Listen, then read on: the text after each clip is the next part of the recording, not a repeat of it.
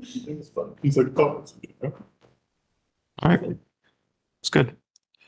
Shouldn't it chime in and say like this meeting is being? That's when I start recording it Oh. through WebEx. It's a WebEx thing.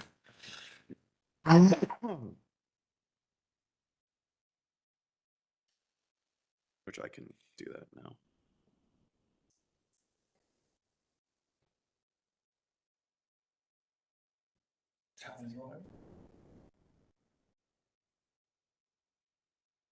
Yeah, I think most, yeah. Oh wait, is Engelhoff the one that's not here? Yes. Malika was the one who was confused about the time. Yeah.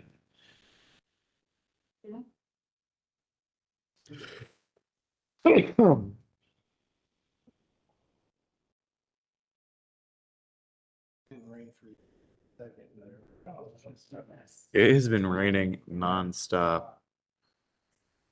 Like you can't even see the dam just north of Green Lawn because it was so high. It's gonna be done by the time we leave. That's good. Stop around 6:50. It's a very optimistic take on when we leave. Oh, no, I mean, we'll be leaving. Oh yeah, fair. Okay. That's giving an hour of yeah. That's all we got.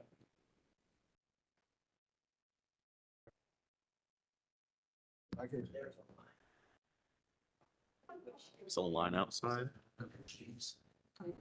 All Milo Grogan guaranteed.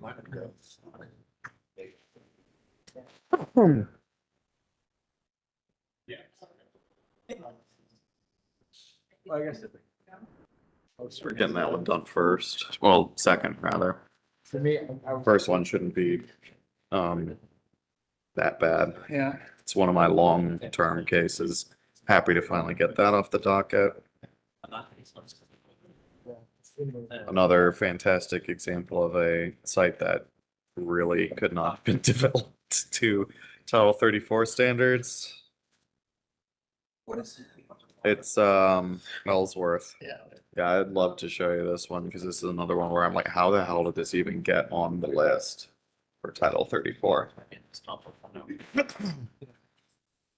You probably won't bring it up because it's a weird address that they had to create. Can give you the parcel ID if that doesn't come up. Seeing this Engelhoff is after the Easter salad. Yeah, Okay, I remember this. yeah, because its frontage technically is over here because that's the corridor, but it's locked out of it. Yes. And they only have that little spur. Got it. That's pretty loud. Yeah. You want to wait for Mike Jones or? Okay.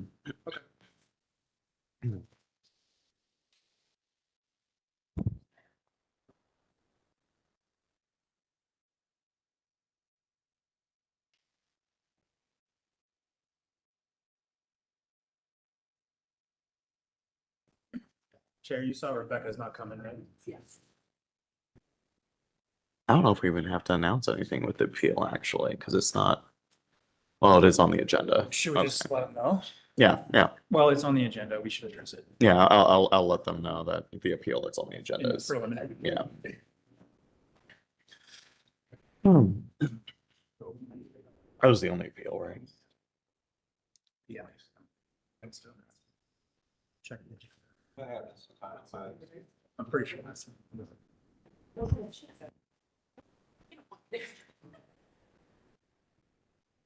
Ready? Okay, good afternoon. We're going to call to order the May 26, 2026 meeting of the Board of Zoning Adjustment.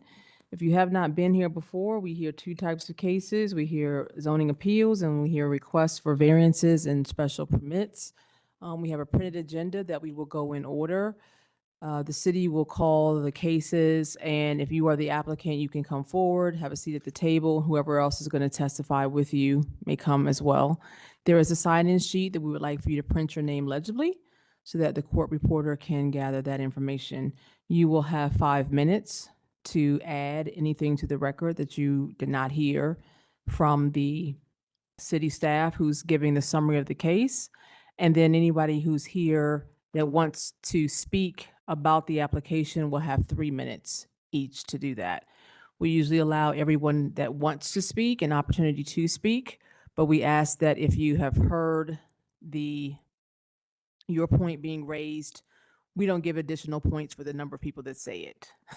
So if you want to change it up a little bit, speak to something else that somebody didn't speak to, that would be helpful. We do not take off time if we're asking you and engaging you in questions. That does not count towards your time. If you are planning to speak tonight, we do ask that your testimony is truthful. We will ask for you to state your name for the record and that you have been sworn in, that you are going to give truthful testimony. And so we do not swear in everybody individually. I would like to do that as a group. So if you know you're going to speak on the record tonight, if you can stand up and you can raise your right hand and you swear that the testimony you give tonight is the truth and nothing but the truth, please state I do. Thank you. If we have any preliminary items let me say this first. So in order to have your request approved, you need 3 affirmative votes from the board tonight. There are 4 of us here, and so if you see that you're getting the 3 positive nods, we usually will give indication of how we're feeling about the case. You can proceed with the vote. If you do not feel like you're getting the positive yeses, you can ask us to table because you want to revise in some way, or you want to go back and talk to the neighbors. For some reason, we leave that up to you, and so we can talk that through if that opportunity presents. If there's any preliminary matters we want to go through? Yes, we were going to hear one appeal, BZA 26-030. That appellant has withdrawn their appeal as they are now in compliance and will be filing a BZA. So barring any other preliminary matters, that was the only one. Okay. Okay, so we are ready to start into our agenda. Case number 1 is 2033 Ellsworth Avenue. Will the applicant come forward?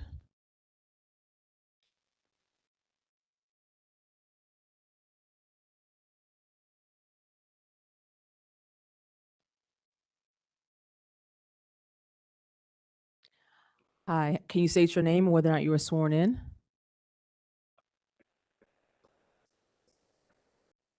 Oh, they're coming to check on the mic. Okay, go ahead and sign your name on the sheet. Thank you. All right. 2030 Ellsworth Avenue is located at the southern terminus of Ellsworth Avenue. It's part of the Columbus Southside Area Commission, and existing zoning is UGN1 Urban General District. The 4.14 acre site is currently undeveloped. Surrounding uses include single unit dwellings to the north, a shopping center to the south, multi-unit dwellings to the east, and a commercial retail establishment to the west. The applicant proposes to construct a group home complex across 7 buildings. The applicant is requesting a variance to reduce the percentage of facade in the facade zone from 70% to 65%, reduce the landscape buffer from 5 feet to 0 feet, and only include a 6-foot solid fence. Increase the allowable height of headlight screening from 4 feet to 6 feet, and to reduce the rear setback from 10 feet to 2 feet. Division of Planning has no comments. Likewise, the Division of Traffic Management has no comments as well. And the Columbus Southside Area Commission has recommended approval of the requested variances, voting 8-1 in favor. City Department's recommendation is likewise that of approval. Staff recommends approval as the applicant faces unique and significant hardship in meeting the Title 34 code sections cited due to the fact that the site is almost completely cut off from what would be its original frontage, the main corridor to the west, on the Innis and also the Innis Avenue by bordering parcels to the north. Chair. Okay. Do you have anything else you want to add to the application? No, I think Dane did a wonderful job.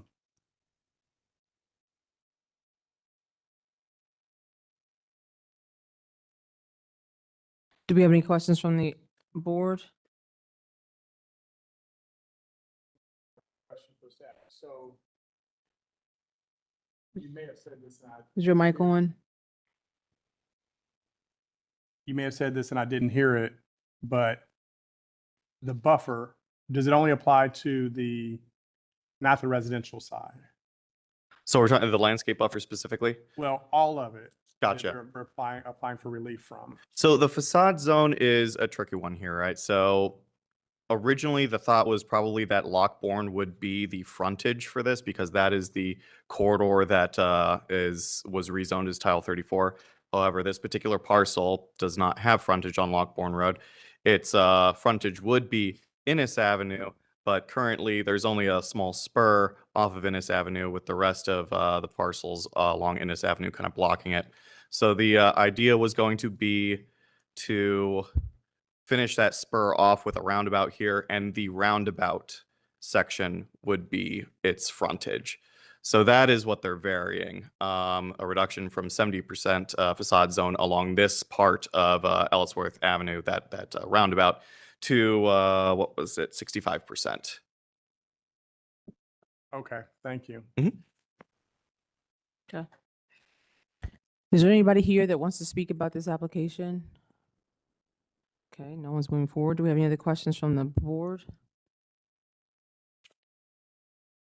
Okay. I think the property could yield a reasonable return without this variance. However, the proposed usage of the property and the unique situation of this parcel lends itself to some variances, particularly on the landscaping and the facade zone.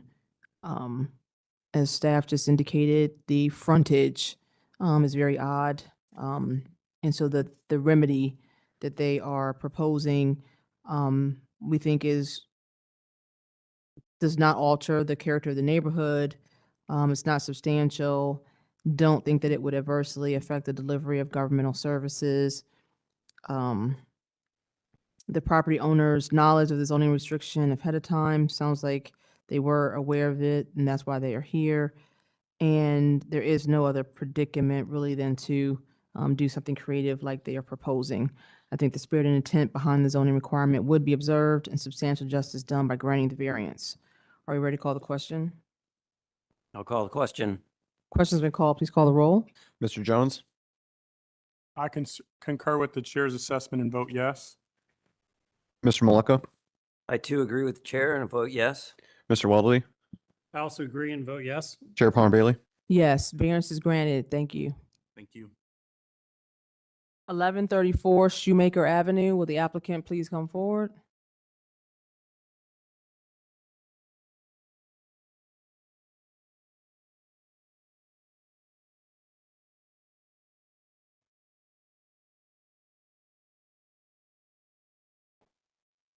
BZA 26-006 for 1134 Shoemaker Avenue. It's located at the terminus of Shoemaker Avenue. It's zoned M manufacturing and located in the Milo Grogan Area Commission. The lots have a combined acreage of 2.09 acres. Surrounding uses include manufacturing to the east, an auto repair shop to the south, and multi-tenant residential to the west and north. The applicant proposes to establish a Class 2 EPA-certified composting facility and is requesting a special permit to allow a compost facility in an M manufacturing district and variances to reduce the setback for more objectionable uses from residential districts to the north and west from 600 feet to 0 feet, and to reduce the eastern storage setback from 20 feet to 0 feet along the railroad tracks. The Planning Division has no comments on this request. Division of Traffic Management informed the applicant that their comments from preliminary site compliance regarding operation and volume of vehicles, potential access improvements, potential acquisition of public right-of-way, clear vision triangles, removal of right-of-way encroachments, sidewalk construction, pedestrian connectivity to a public sidewalk, ADA parking spaces, and bicycle parking have all been resolved. When Columbus zoning code was adopted or was updated in 2005 to require a special permit for a composting facility, the modern enclosed facility with a biofilter such as is proposed was not typical. The special permit and more objectionable use classification were considered for a composting facility that was unenclosed. With zone-in city's efforts to modernize the zoning code, staff will evaluate enclosed composting facilities with biofilters for potential code modifications. The Columbus Climate Action Plan stresses the importance of reducing landfill organic waste. Composting is one solution, and facilities such as the proposed are needed throughout Columbus to divert 15+% of landfilled material. The facility will help in efforts to combat climate change as organic materials in landfills release methane, a potent greenhouse gas. Composting food scraps instead produces nutrient-rich soil, which eliminates these emissions. The plan targets a 50% reduction in organic waste by year 2030. The Ohio EPA licenses Class 2 composting facilities. According to Ohio EPA staff, fully enclosed composting structures such as the proposed is not required to be located at a minimum distance from residential uses. Enclosed structures with biofilters such as proposed pose no effect on public health, and odor is negated through the biofilter. The Columbus Health Department is the approved agency that will conduct monthly testing and monitoring during the first year of facility operations and has the authority to enforce nuisances. The Milo Grogan Area Commission recommends disapproval of this request by unanimous vote. Staff recommends approval of this request with conditions listed below because the proposed facility meets the goals of the Columbus Climate Action Plan, is needed to divert the region's largest source of landfilled material to lessen the impact of climate change by reducing greenhouse gas emissions. Regular EPA monitoring through the Columbus Health Department will occur, and the compost facility license could be revoked by Ohio EPA if the facility is not operating as expected. And the list of conditions are: the site will be developed in accordance with the stamped site plan. No vehicles larger than 2-axle dump trucks shall be based/kept at the site when operations commence. The composting of animal remains is prohibited.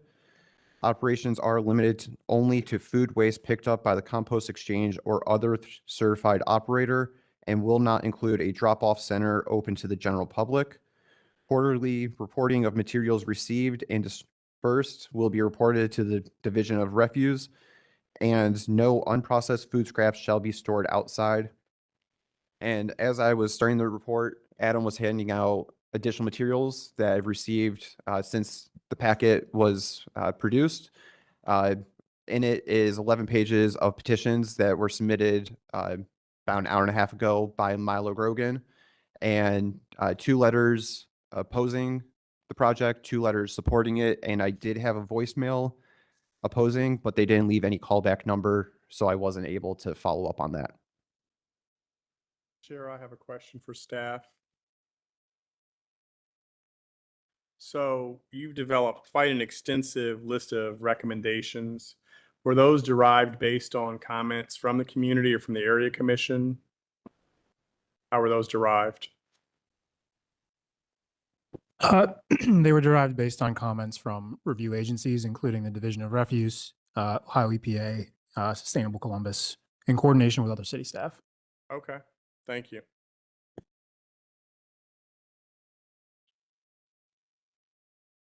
You can have mine. Somebody will have to come get it.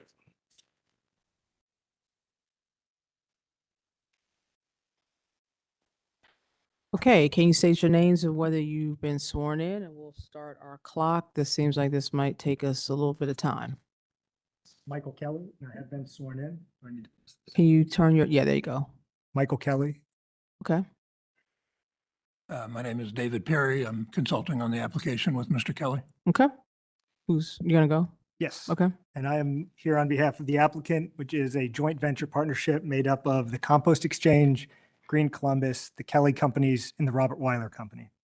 The goal of this project is twofold. One, to expand commercial composting infrastructure in Columbus. Could you pull your microphone just a little closer? Thank you. First, to expand the commercial composting infrastructure in Columbus. And second, to house a Green Columbus nonprofit tree nursery and support them in expanding the urban tree canopy. In the city of Columbus, 1 million pounds of food waste go into the landfill every day. The apple cores, the banana peels, and the coffee grinds that we put in our trash get dumped pile upon pile into the Franklin County landfill just south of downtown. In the landfill, buried and deprived of oxygen, the food scraps emit methane gas. Methane gas is a pollutant, a greenhouse gas 80 times more potent than CO2 over a 20-year period. Food scraps are the single largest category of item dropped into the landfill. They make up 15% of what goes into the landfill, but 58% of the methane gas emissions. As we all know, global warming is a slow-moving yet increasingly imminent threat that is already having real impact on people's lives and health. And that is why dramatically reducing the food waste from entering the landfill is a major goal of the Columbus Climate Action Plan. The food scraps are compostable, but so are yard waste and cardboard, and together those compostable items make up 26% of what goes into the landfill. And all of that compostable waste really should be composted, not just because of the methane emissions, not just because the landfill is on track to be at capacity in 40 years if we don't change our composting and recycling habits, but also because if you compost these things, you transform them into a badly needed natural resource, nutrient-rich soil. So composting is you take nitrogen, which is the food scraps, and carbon, which is yard waste and cardboard, and you mix them together with oxygen and moisture and microorganisms, and it turns into nutrient-rich soil. So what is preventing us from composting our food waste? Today, the only composting facility willing to accept food scraps from outside organizations is located in London, Ohio, at the correctional facility. That's over an hour round trip drive from Columbus. We need local neighborhood scale, decentralized commercial composting facilities. In other words, the solution isn't one big composting facility out in the country, far away from everything. Food scraps are dense, water dense, and heavy. They're difficult to transport, more so than trash and recycling. And then if you want the compost back, you then have to transport it all the way back. So there is one other Class 2 facility that just opened about 2 months ago by Swaco and the city of Columbus. That'll just accept some of what is going into the city of Columbus drop-off centers. That is exactly the type of composting facility we need, though. That is less than 10 minutes from downtown, and it is less than 600 feet from residential parcels. So just some terminology. Class 2 facility just means a composting facility that's capable of accepting food scraps. Commercial composting takes a lot of different forms. The one in London is just a bunch of piles out in the open. That's commercial composting. The type of system we're proposing for this site is very different. It's a specialized type of commercial composting equipment that is designed to be in urban neighborhoods and in close proximity to residential. The composting system we have on this site is designed and built by Green Mountain Technologies, an award-winning system, and that company's out of Washington State. This is best-in-class technology with hundreds of proven applications in North America and beyond. It's the same technology that Swaco chose for their small Class 2 facility that I just mentioned. So what's distinctive about this system? First, it's fully enclosed. It's an in-vessel composting. So under the Ohio EPA, which heavily regulates this, and they license all Class 2 facilities, they don't require any setback from residential dwelling units if it's fully enclosed. The second part is that all the air from inside this building is exhausted out through a powerful exhaust system and pumped through a biofilter. The system is shown to reduce over 95% of odors. And James Hoffer is here. He operated one in Dayton for 9 years, and he is intimately familiar with this technology. He'd be able to answer any more questions on that. At this site, the compost exchange would be the operator of the facility, and they'll also locate their home office there. That's the building on the site plan that's to the south that would have offices, a conference room, and a garage to store their Ford Transit vans. The compost exchange is a local small business that collects food scraps from over 2,500 residential and commercial customers in Central Ohio. The household customers put their food scraps into 5-gallon buckets, and then the compost exchange drivers go around and pick up those buckets every week, and they take the food scraps to London, the facility I mentioned earlier, to be composted. If you've ever seen those yellow buckets, that's a member of the compost exchange. Where are the people in Columbus community that have those yellow buckets? All over, we serve almost every neighborhood. Do you have a Do you have a map showing where the, I don't have one on me. We have we could produce a heat map. It's pretty widely distributed. I'd say the most populous neighborhoods are Clintonville, German Village. Actually, we have some members of the Compost Exchange that could answer that. I'd say it's more central Columbus, but they also go up as far as Powell to serve. As of today, the Compost Exchange has 75 reviews on its Google business page. All 75 of those are 5-star reviews. So that's pretty incredible for a business that has to collect refuse from food scraps from people's houses. By comparison, and not that I have anything against them, Local Waste Services, another private waste hauler, has an average review of 2.8 stars. So that is due to the ongoing dedication and customer service and community building of the passionate and talented management staff and dedicated team of drivers at the Compost Exchange, as well as the booth managers and community outreach specialists. All this to say, this composting center will be very well operated. If this project is approved, the Green Columbus would move their tree nursery to the excess land on the site. That's what you see in those trees on the site that would be grown in 3-gallon buckets. So Green Columbus, a local volunteer nonprofit focused on sustainability. Last year, they were named by the Columbus Foundation as one of the top 5 nonprofits to watch. They coordinate thousands of volunteers in various environmentally focused initiatives in Columbus. One of those initiatives is an annual tree giveaway where they give trees away at 3 pickup locations in Linden, the Hilltop, and the South End to anyone who signs up for free. Over the last 7 years, they've given away 3,000 trees per year. And currently, they grow these trees on temporary borrowed land in Linden on 2 narrow lots. They need something more permanent, and if they had more land, they could grow more trees. This project would allow them to expand their tree nursery and thereby grow and distribute more trees across neighborhoods of Columbus, including Milo Grogan. so they don't have anything to do with the compost? Correct. Okay. Shelley Douglas, Executive Director of Green Columbus, is here today and could speak more about the work that her organization would be doing. Kelly Companies and the Robert Weiler Company, both family-owned real estate businesses, are the development and financial sponsors of this project. Together, these families are contributing over $2 million to the cause, as well as our development expertise and construction partnerships. We are grateful to the Ohio EPA for their support, a $190,000 grant. We are grateful to Homeport, the owner of the apartment complex immediately to the west. They have written a letter of support that's in your packet. We are grateful to Cultivate, Growing and Growth Collective, Milo Grogan Civic Association, and the Human Service Chamber for their support. You'll find letters of support from them as well. We are also grateful to Ray Leard. Ray was the original founder of the Compost Exchange. He has pledged a grant for this project.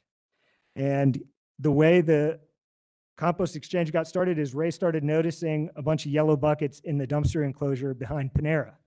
And he realized that Panera was throwing away those yellow pickle buckets after a single use. And so he started collecting them and piled them up in his garage and then in his house. And then he decided to start the Compost Exchange. So as Ray has shown us, it all starts with planting a seed, and you never know what that can grow into. This is a unique partnership, and what brings us together is the belief that we must start somewhere. We are tired of waiting for good news on environmental stewardship to come out of Washington. Instead, we've decided to join together and take action locally. We see this project as a beginning. We hope this project will be catalytic and lead to others in all neighborhoods of Columbus in the same way that Dayton's site was a model and inspiration to us. It often feels like the throwaway economy tells us that it's cheaper to destroy the earth rather than renew, restore, and sustain it. At a cost of $3 million, this project is certainly not cheap, but we believe that the cost of not investing in local neighborhood-based composting infrastructure is far greater. There's a Chinese proverb that says the best time to plant a tree was 20 years ago. The second best time is right now. We are asking for your approval so that we can plant that seed today. Thank you. I have a question for staff. Dane, can you put together or show me on a map, because there were quite a few names on that opposition list. I just want to get a sense of what does 600 feet from this facility look like on the map? Thank you. And Eleanor, did you ask them about the conditions? I don't know. I wasn't ready to even ask you yet. Go ahead. Well, I was just going to say, are you guys willing to accept the conditions that were presented by the city staff? Can I see that?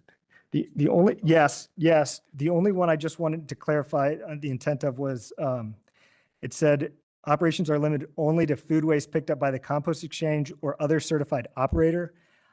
I think that means like other collectors, and they don't want just individuals showing up with buckets like causing traffic, but there's not really a certification for collection. We'll be certified as the operator of the facility. So I think the certified operator we might just need to say collector or business or organization that collects. Can we say just affiliated collectors? Well, it doesn't need to be affiliated. I mean, we would accept, for example, we'd accept from the city of Columbus at their 9 drop-off locations if they wanted to bring some, or if I guess it doesn't need to be a monopoly by the compost exchange. We would accept if someone opens a business tomorrow and takes half of our customers at the compost exchange, we'd still want them to be able to drop off their food. I think what somebody was suggesting with this is they want to limit Yeah. who can bring it. Is that correct? I'm sorry. Talking about condition number 4. Condition number 4. And they have an issue with certified operator because they said there is no certification process for operators and that they would be willing to take from any collector. Yeah. But you're not going to allow drop off by the general public. Correct. That's true. Chair, it's important that it is not open to the general public, but the collectors are not certified. Okay. But otherwise, we're I'm good with, comfortable removing that So word. saying Yeah. other collectors. Yeah. And will not include a drop off center open to the general public. The point's that it's not open to the public for pickup. Okay. Yeah. So we'll revise the condition to say operations are limited only to food waste picked up by the compost exchange or other collectors and will not include a drop-off center open to the general public. Yeah, that works. Okay. So Dane, to clarify, that top left are residential on Essex, Olmsted, and Leona. Those are all residential lots. Let me confirm with the zoning map, but I believe so. Yeah, so here's the zoning map. Those would all be residential. A few M zone properties here. Yeah, but they're all mostly- zoned. They're all zoned for apartment residential. Okay, and the one closest is that an apartment building? Yes. Okay, so, I mean, there were quite a few names on that list, but it seems like they're not affected by this based on their distance from what I could see. Which list? The list that you guys distributed that had a bunch of names in opposition. And I know you can't qualify, but I looked at some of the addresses, but I only see maybe 20, if that. But it's a pretty large apartment complex that is highlighted there. So what am I looking at here? That odd shaped piece in the middle is the, Correct. This is the 600-foot buffer. okay. Subject sites. Uh-huh. This is a apartment complex. Okay. This was recently rezoned for apartment complex, and then I believe the rest are single units. Okay, I thought I heard that the apartment complex was in support, so that's They why are. I eliminated that. Is that home? Well, the court? complex that's the owner of the complex. That's not the residences. but we also But they're- That's the have letters of complex, the owner, Okay, which is different. yeah, but I don't know that. Okay, I didn't know what their standing would be in an instance like this since they're not home. and can I just Right. In clarify few- maybe? Yeah. We did have 3 meetings at Milo Grogan Area Commission. Before those meetings, we put flyers on every door of those residential, knowing that there is a distinction between the owner and the Mhm. resident. We left, we depicted what was proposed. We Mhm. told them about the upcoming meeting, public meeting at Milo Grogan, and left a cell phone and encouraged them to reach out if they had any concern. Mm-hmm. We heard from no one. There was one individual that came to the next meeting, and he lives in a very nearby single-family home. He came in support of so these signatures, I guess they just appeared an hour ago. They weren't in the packet. I don't know where they came from, but no one's seen these people at any of the 3 hearings we had or the ones that we did at Milo Grogan Civic Association or with Cultivate. And we did flyer every single door. We were in close communication with the property manager at that facility to make sure that they were all those residents were aware and had the opportunity to come forward. Okay. Thank you. Chair, if I might add for the board's consideration, to Mr. Jones' point, the people probably within the circle that's 600 feet who own property would have standing to challenge the board's decision should they disagree with it. I think it'd be helpful during the testimony to get the address for each speaker and a general description for the record as to where the speaker lives in relation to the site. Okay. Will do. Madam Chair, I have a question. Go ahead. If I look at, this is for staff, if I look at the staff report, it says the Milo Grogan Area Commission recommends disapproval by a vote of 9-0. If I look further in the documents under this Gmail that we received or staff received April 17th, 2026 from the Milo Grogan chair, it looks like they're supporting. So can you tell me? Yeah, I'll clarify that. Thank you. Staff is not aware of a Milo Grogan Civic Association. The area commission are the voting bodies that these applications go to. Thank you for that clarification. And let me ask the applicant a question. I saw somewhere in your packet, let me try to find it here, that you said other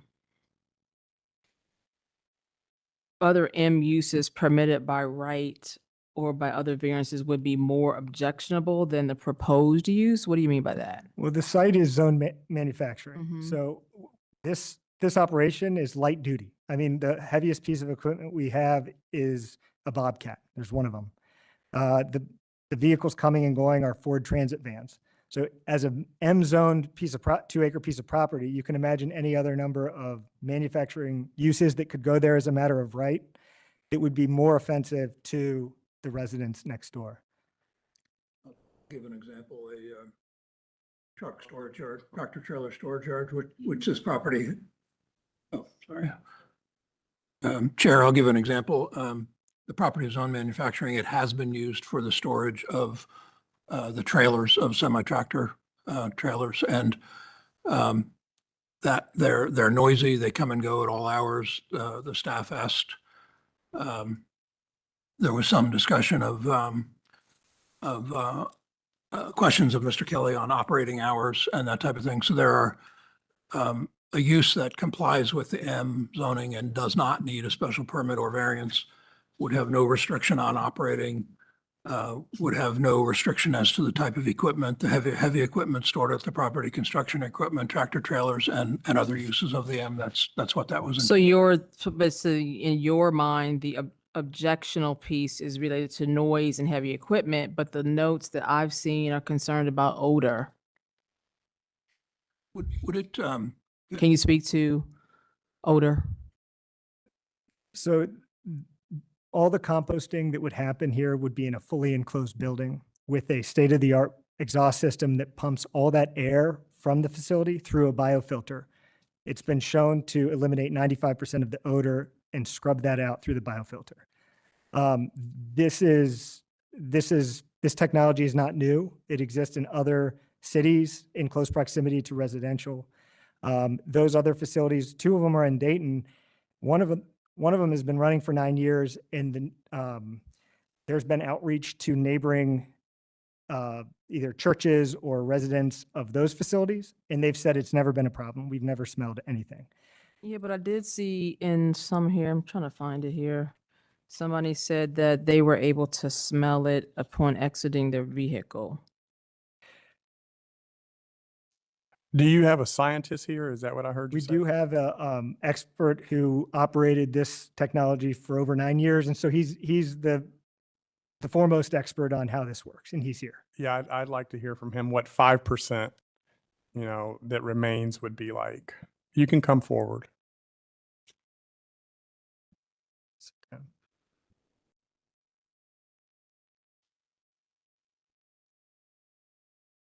Did you provide your name and indicate whether or not you were sworn? Yes, my name is James Hoffer, and I was sworn. Okay, thanks. And I am here representing two factors. One, to provide testimony, obviously, in support of this, but to answer any questions that you guys may have. As the previous operator of the food banks facility in Dayton, Ohio. I understand some folks had a chance to visit there.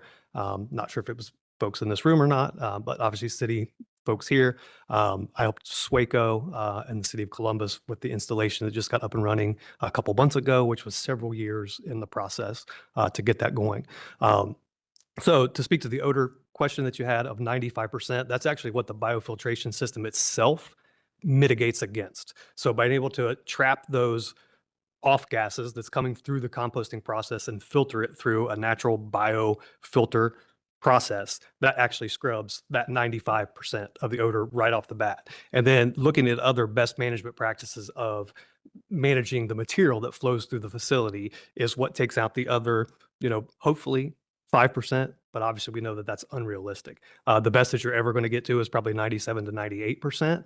And I will note just the predominant weather patterns on this facility and the reason this facility has been chosen after many years of looking, at potential projects across the city of Columbus is because of how it is located. So the predominant wind that would carry any odor is going to be washing it away from all the residential sides. So we're looking at from southwest to northeast pattern predominantly through this area.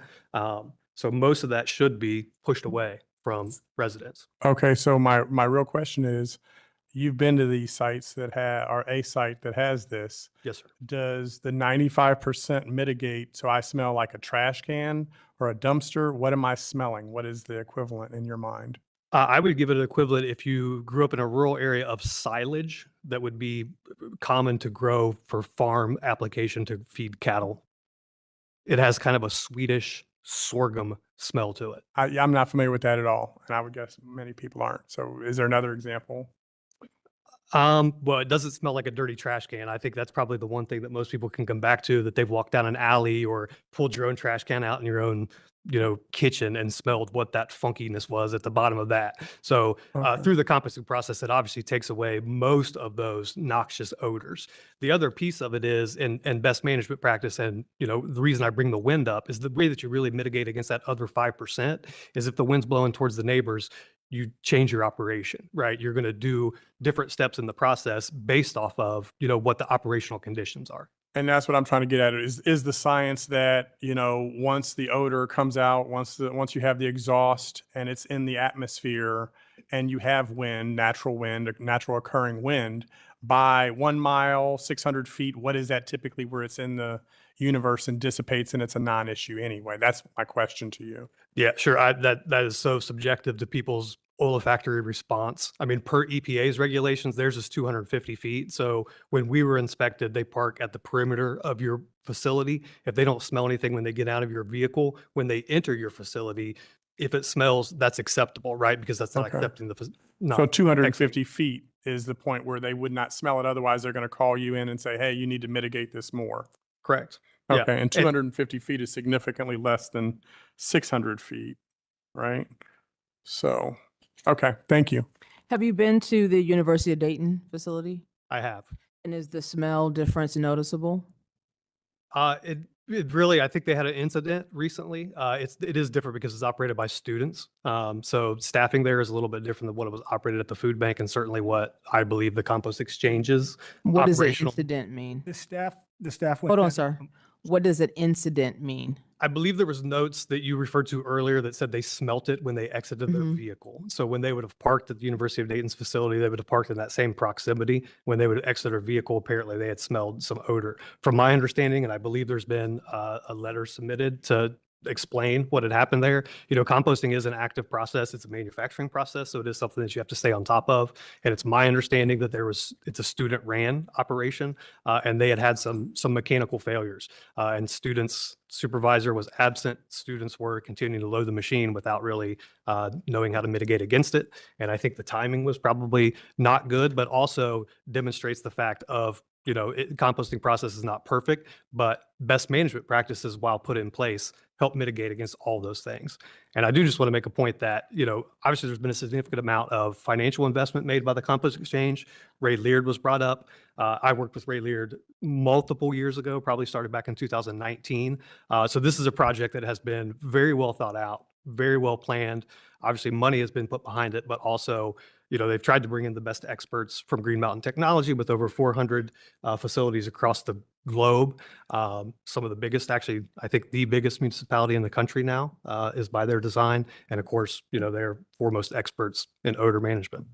And Madam Chair, we do have a letter from the University of Dayton explaining the Oh, thank you. oral odor. So in an instance like that, because as you said, things fail, is the solution to cut off the machines and then it stops, and then until you can correct the machine problem, then you wouldn't resume operations? Is that the solution? And that just was likely the failure there, but it could be controlled? I believe the particular failure there was a blower motor. So it was a mechanical failure that they did not have the capability to remedy themselves, being that the supervisor was gone, I believe on vacation or spring break, and or maybe ill potentially. I'm not sure on the circumstance, and the students didn't have a way to mitigate against it. So as a private operator, somebody who's operating themselves, obviously that would be built into your routine maintenance. And obviously, I would assume that the Compost Exchange obviously has, qualified contractors.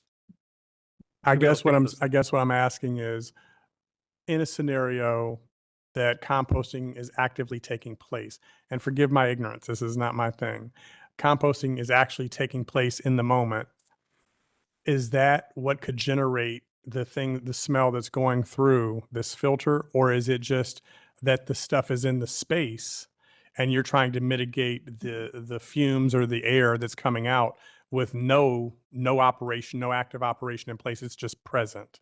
That's a great question.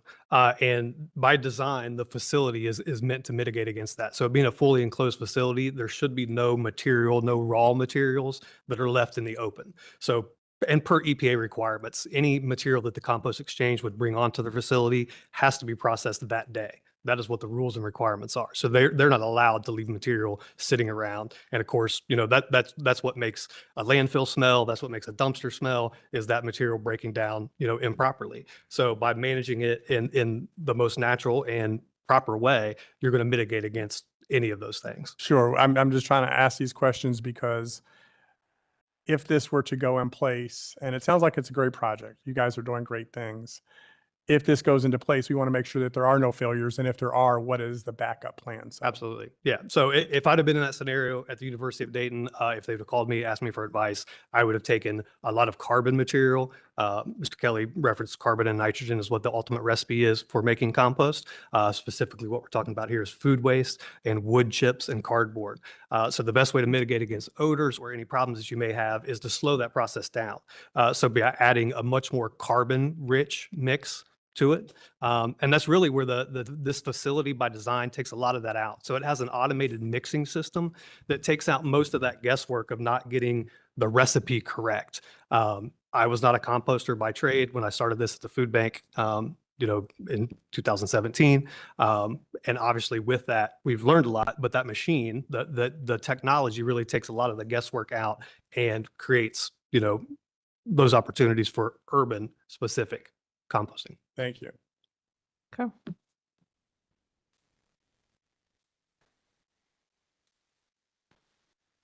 Sorry, guys, bear with us. This reminds me of when we had our first crematorium, I think, where we had to, do the deep dive on what are the environmental effects, what's the smell, what's the, concerns. Citizens are legitimate, right? There's concerns. So we do want to understand. So we're not trying to just ask questions to belabor the point.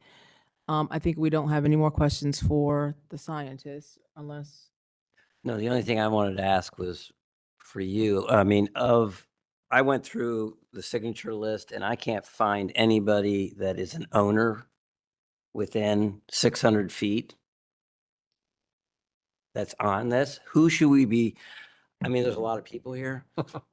I was thinking we would talk to the people that are within 600 feet of this that are owners. It's up to your discretion, Chair, how you want to approach the hearing. I do agree with Mr. Maleka's, Yeah. well, I understand Mr. Maleka's question. I think for expediency and making sure we comply with the legal requirements, starting with the people who live within that circumference Okay. makes the most sense. Okay. Can you give a layperson's description of the circumference? Because I don't know if people know if they're in 600 feet or not. So can you kind of describe landmarks or names, street names or addresses that it's going to cover? I do have a question for the applicant, though. If you can speak to the process of the community. And I heard you talk about the doors, you knocked, the meeting, how many meetings? What was the discussion at the Milo Grogan Commission? Walk us through that. Why did they give you the 9-0 vote? Yeah, so we appeared at, we first submitted, before we submitted any application, we appeared at Milo Grogan Area Commission just for a conceptual introduction and discussion on the project. That was back in November.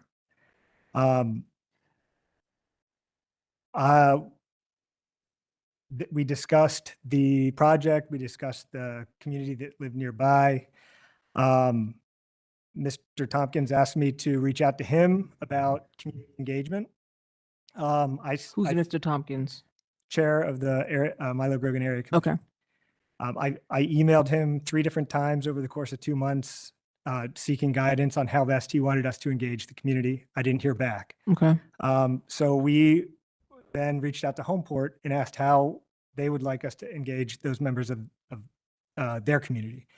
I met a couple times with the property manager to find out how she thought the communication would be best. I thought maybe it would be a cookout or some sort of event. She encouraged us to just put flyers on each door because that's how they communicate with their tenants. And that's what we did. We appeared 2 more times at the Milo Grogan Area Commission. The second time they tabled it, and the third time was when they took the vote. In addition, we've met with the Milo Grogan Civic Association, as well as Cultivate, which is a nonprofit in Milo Grogan focused on social justice and community gardening. They had an event at the rec center, but with the Civic Association, it was a virtual meeting, and both members of those organizations are here as well to speak in support. I don't want to speak. Well, I mean, Chair Tompkins is here. I don't know if you want me to give you my sense of why he's opposed, but so because he can, I'm sure, articulate that for himself. But Yeah, let him articulate it and you have the opportunity to come Okay. back. yeah, Chair, one last thing before we get underway with testimony. I just want to make clear, anyone who lives within that 600 feet should be given the opportunity to speak if they want it. So I think just know here tonight, if you live within that circle and you want to speak for or against, you have that right. You go ahead. Oh, I just had a question about the Mhm. Civic Association. Mhm. The city doesn't recognize the Civic Association, is that correct? Not for recommendations on BZA public hearing applications. Oh, they only recognize commissions. Commissions, right? There are some We major do have cities, some civic associations that provide. like Northland, for example. Okay. Okay, so let's go into the testimony. If you guys could step aside, because we'll need these chairs, take your notes with you. Chair, do you want me to go over this at all? Yes, please. Give people a sense of what's going on? Yeah. Okay. So what I'm going to do first is call for people who want to speak for or against the application that live within the 600 feet radius. And the city will give a description of what that radius is. And how we'll do this is you will come up 2 at a time. You will sign the sign-in sheet. And once you finish speaking, you will get up, and then when the seat is empty, the next person will come up. Does everybody follow that? Ma'am, you have your hand raised, but we don't usually take comments, but we'll make an exception. Petitions because the neighbors wanted to fill it out, thinking that. Can you state your name, please? Hold-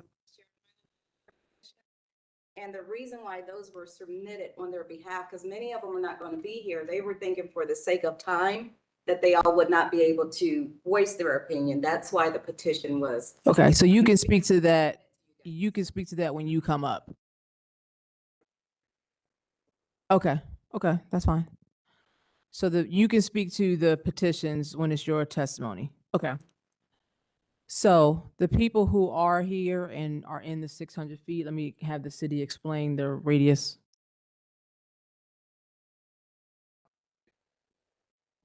This is the subject site here. Thanks.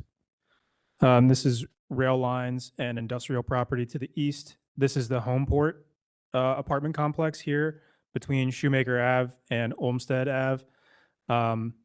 This chunk of parcels here is owned by Columbus Metropolitan Housing Authority. I believe it's for some sort of like clubhouse. There's a basketball court, that sort of stuff.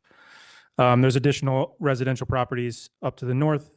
This bigger property was recently rezoned to allow for apartment residential, but it hasn't been developed yet. This parcel to the south is zoned in a Title 34 mixed use district.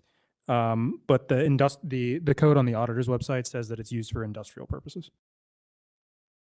Is that clear to people that are here and feel that they are residences of the area? Can I just get a show of hands that we're clear, or we need another explanation? Ma'am, can you come up and state your name, please?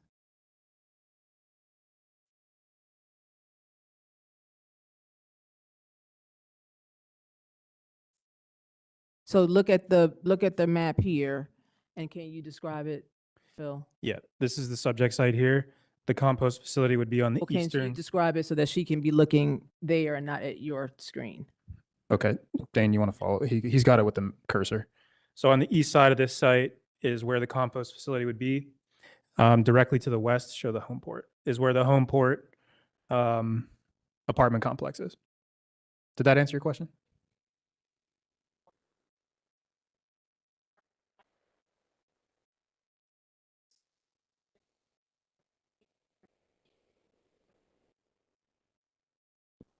Those will be part of the facility.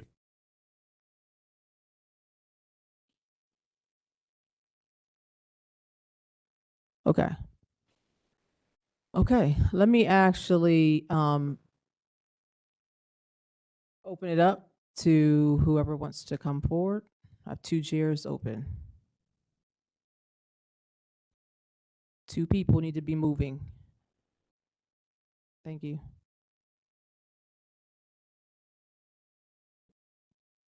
Okay, you have 3 minutes. I'll hold on your time until you finish writing. Does it matter which one we sign? Nope. Just make it legible. And so I'm clear, you two do not live within the zone that we've identified. Is that correct? I live in Milo Grogan, but not that zone. Thank you. Yeah, and I think, Chair, So I want the first people to speak are the people who live in the zone. Sorry. Is there anybody, or do you live in the zone? I'm in Columbus. Okay, so step aside 1 second please. Do we have anybody that's living in the 600 feet zone? Yes, please. Can you come forward so I can hear you and you can state your name?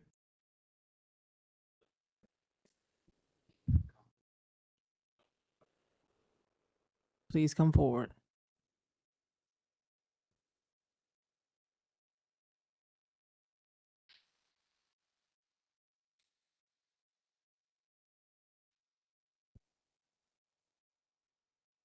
Okay, can you state your name and your address and whether you were sworn in? Name's Blake Compton. Address is 0 Camden Avenue. No, I mean the ownership of the address that you're, that's the address. Thank you. Yes. Were you sworn in? I am not. Was anybody else that came late that was not sworn in and you plan to testify? Can you all please stand? Raise your right hand. You promise that the testimony you give tonight will be the truth and nothing but the truth. Please state, I do. I do. Thank you. Okay, go ahead with your testimony. Thank you. I am a partner of East Milo Partners that owns this land. Years ago, we were going to turn it, and it was manufacturing. We were going to turn it into warehouse projects for my company and other companies in my partnership. Then the pandemic happened, and we put it on the market, and it's now been rezoned for residential. I just want to speak in favor of this development. Michael Kelly is a man of high standard. What he's done on the east side, working with the community to build a beautiful new apartment building, and what he's done with community work across this whole city over the last decade is something that I look up to. And I think that anything that he's a part of and his partnership is a part of is of value to the city. I am a user of the compost services, and it's really important, and it keeps this. It helps the city, and I think that we need to support this, and it's important to have it in a central location, and it levels the city up to have this on a private and public partnership. Blake, to be clear, you're saying you own that green space? The that's large, to be developed? the large, yes. Okay, thank you. Okay. Anybody, thank you for your testimony. Is anybody else within the 600 feet radius? Ownership or live? Okay, I will now open it up. The two ladies can come back. Thank you.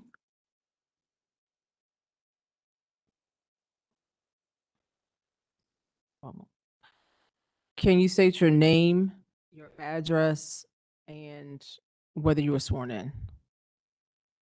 Yes, my name is Shelly Douglas. I live at 5144 Botsford Drive on the Far East Side. But I'm with Green Columbus, so I would actually be the closest neighbor to this operation as proposed. And so I wanted to talk a little bit about not just what Green Columbus does, because there's not a ton of opposition to trees, right? People are pretty excited, but about why this neighborhood is important and why this neighborhood deserves this type of resource close to home. And so Green Columbus is a nonprofit, so we're not part of the city. And we really only have 3 team members, but we have a whole bunch of volunteers. And so I know we have a bunch of people here with us today. So maybe give a wave or stand or something if you're here in support of Green Columbus and this project. But we operate a tree nursery in South Linden right now. It's actually on a vacant lot. It's right in between 2 houses. So we're no stranger to working with the community to find, compromise and solution, and even through just casual conversation, kind of talking about the things we've talked about today in terms of climate change, environmental health, and saying that in a way that the community can understand. And so we give away 3,000 trees every year for free to homeowners because we're trying to improve tree equity. So what this means is that you don't deserve to have asthma and increased risk of heart disease and infant mortality because of where you live. Breathe. You should have equal access to trees and shade and cooling no matter where you live in Columbus, but that is not the case. We have 22% tree canopy citywide. It's supposed to be 40%. Milo Grogan is at 13% tree canopy. So this is not only affecting the environment, this is a public health concern. Green Columbus is a nonprofit environmentally, but we care about people and the way that people are impacted by the environment and the way that the environment impacts us. We're a small operation, right? I said we have a team of 3, but we have a huge impact of these 3,000 trees we give away each year. These are 6 to 8 foot tall trees at the time of giveaway. They're totally free, and this could cost you up to $100 at a native nursery to go buy this type of tree. And so just because you don't have the money or the resources to have a tree in your yard doesn't mean you should suffer from extreme heat. They actually found that it is up to 6 degrees hotter in Milo Grogan than anywhere else in the city due to lack of tree canopy. So this extreme heat is not only bad for our physical health, it's bad for our mental health, it's bad for crime rates, it's bad for business vitality, it's bad for property value. And historically, the Milo Grogan community has seen bad actors. And so the Milo Grogan neighborhood has experienced redlining, historic disinvestment, racism, and environmental injustice, and still is today. And so I wanted to first of all, thank the area commission for standing up for their residents and being cautious of what the intention is of businesses coming into their neighborhood. But I'm here to say we are here to do the right thing. And so we are trying to provide these free trees to people in Milo Grogan, one of the lowest tree canopies in the city, one of the worst health indexes in the city. So out of 0 to 100, the health index is 76. That's just about as bad as it gets. And so there would actually be a free tree giveaway at this location for Milo Grogan residents. And even the Compost Exchange has offered to provide free compost to community gardens through Green Columbus every year for Earth Day to provide the food that we need to live, especially during times like this. And so we're here to just speak to this not being a case of environmental injustice, but being a case of trying to bring the resources to the community that needs it most. Okay. Thank you for your testimony. Good afternoon. Go ahead, state your name, your address, and whether you're sworn in. I was sworn in. My name is Jada McDaniel. My address is 861 East 3rd Avenue. I'm so sorry, my voice is shaking. 861 East 3rd Avenue, Columbus, Ohio, and I am in opposition of it. Okay. You see my little thing in my notes. I'm sorry, I'm a 4th grade teacher. I've been teaching for about over 20 years. And one thing that I am adamant or that I love or that I teach is math and science.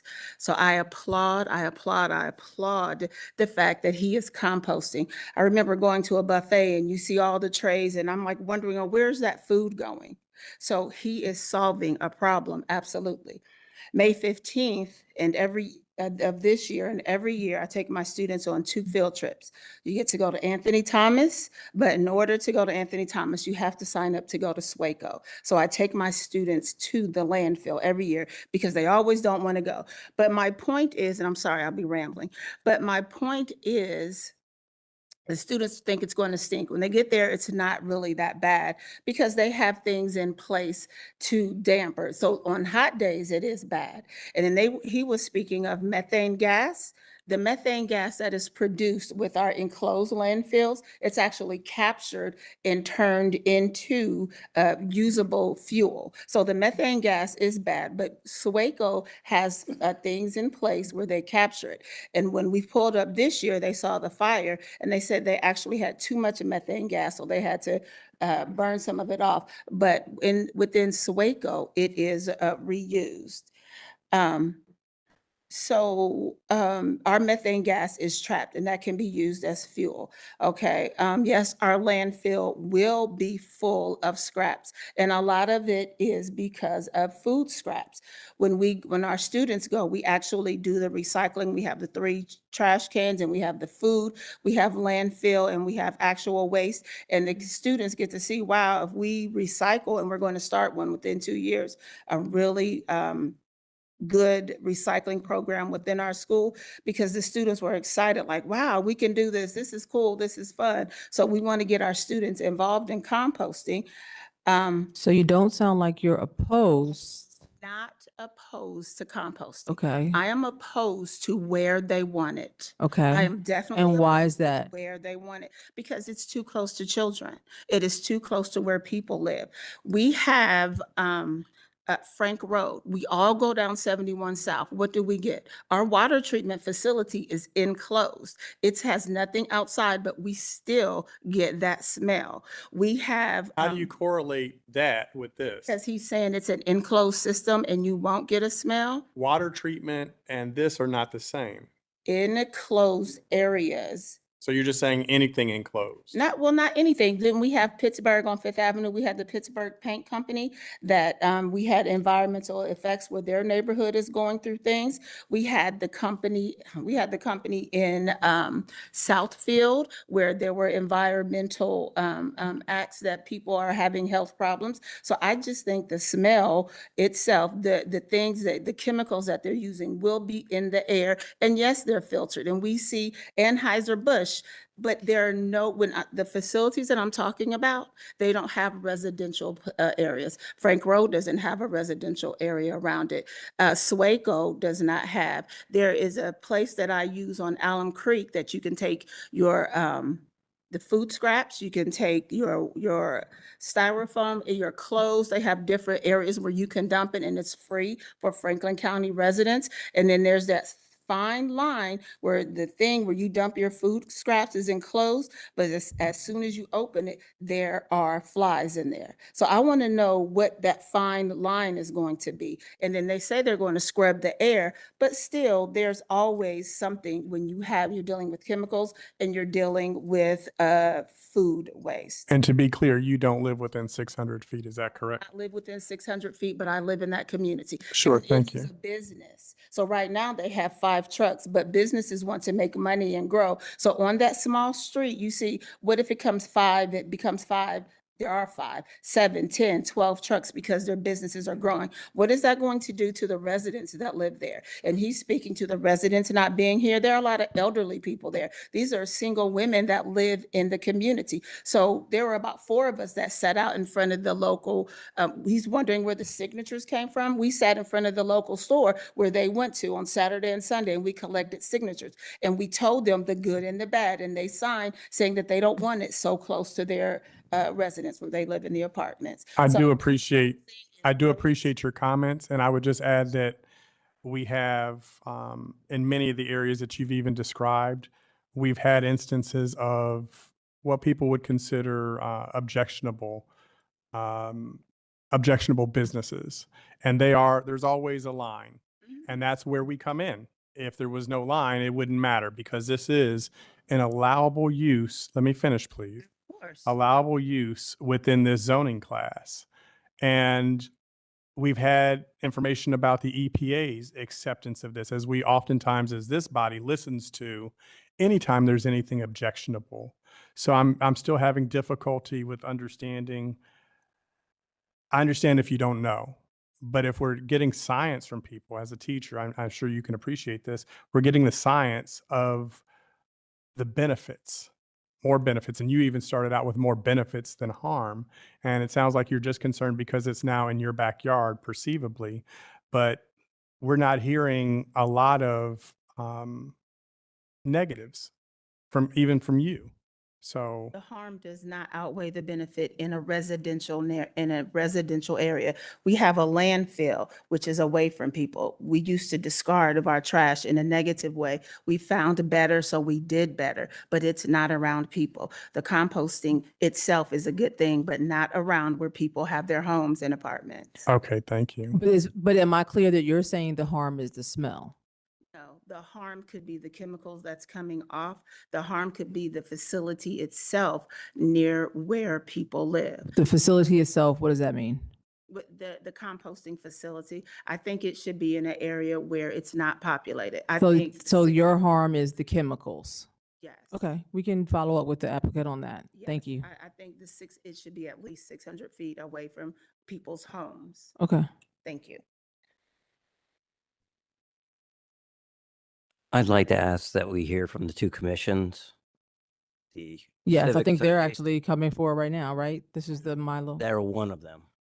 It's only one. There's only one? Can we hear from the Civic Association? So too? they're both here.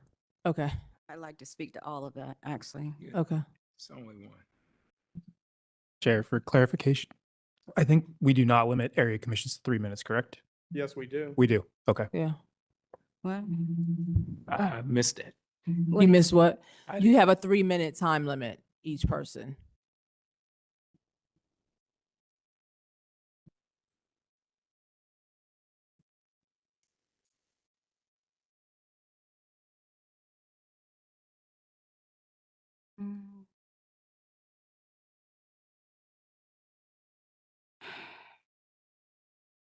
So this is what I was trying to avoid, this lull right here. So when one person gets up, I need the next person to come forward so they can be filling out the sheet so that we can keep this moving. Gotcha. Thank you. Uh, Who's gonna go first? So my name is Melissa Tompkins. I'm a lifelong resident in Milo Grogan community. I'm also vice chair of the Milo Grogan area community. And I am the one who sent the petitions in. And there were 4 additional papers that came in after I emailed. The reason why, the same way that he just got a copy of those petitions, we didn't even get copies of the letters of support. We just happened to hear that there were groups speaking on behalf of the neighborhood, trying to support it after we voted no.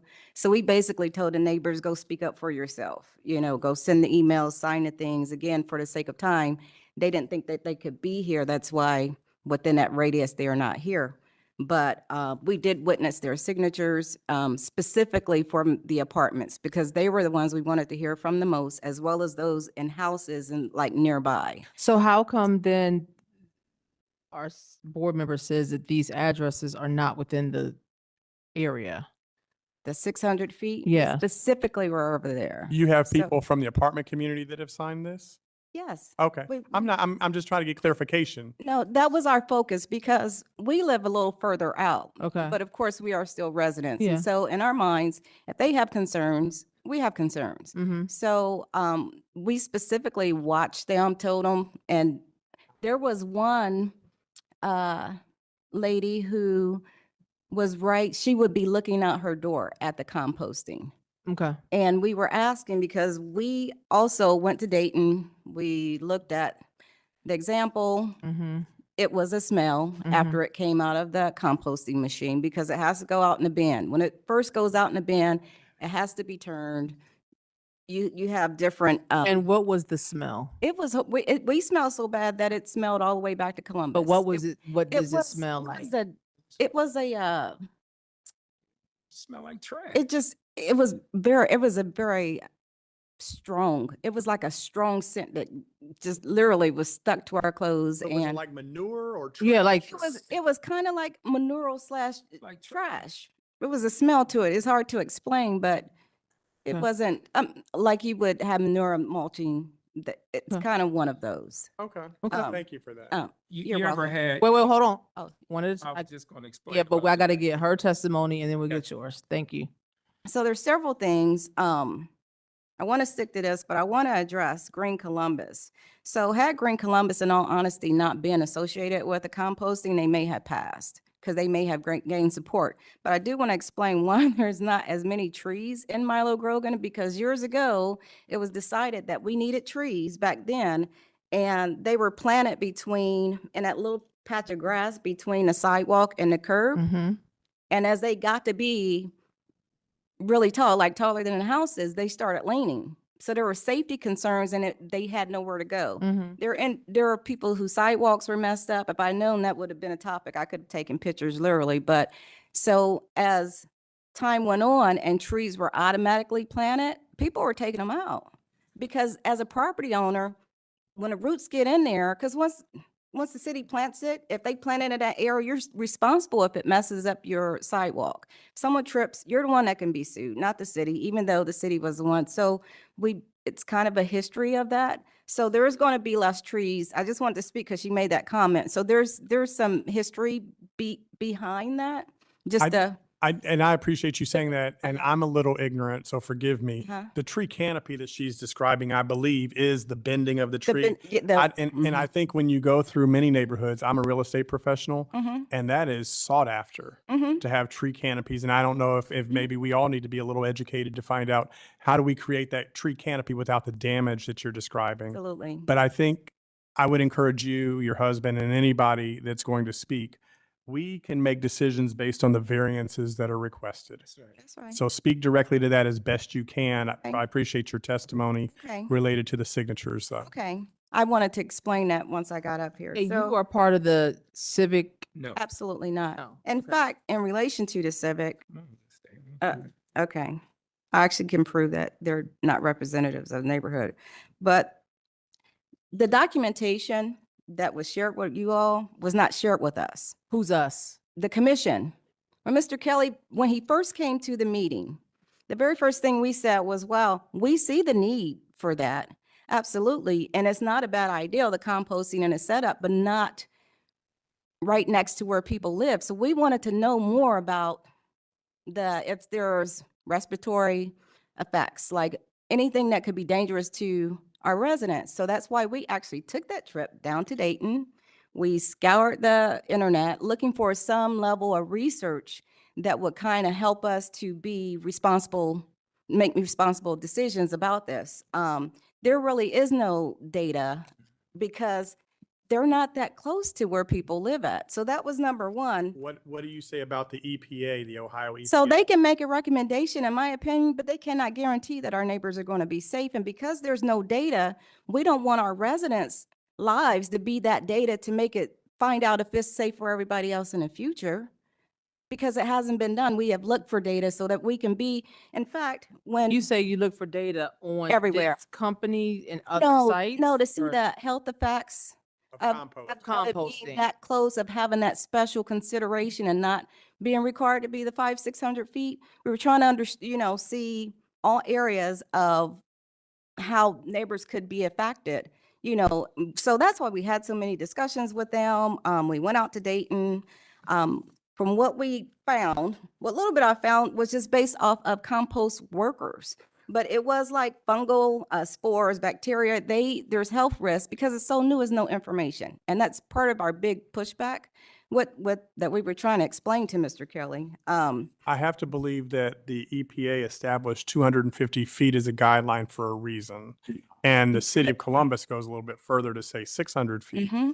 But the Ohio EPA has, they and can't- so again, that's to be clear, that's across the board Mhm. that exists, not necessarily just in this location.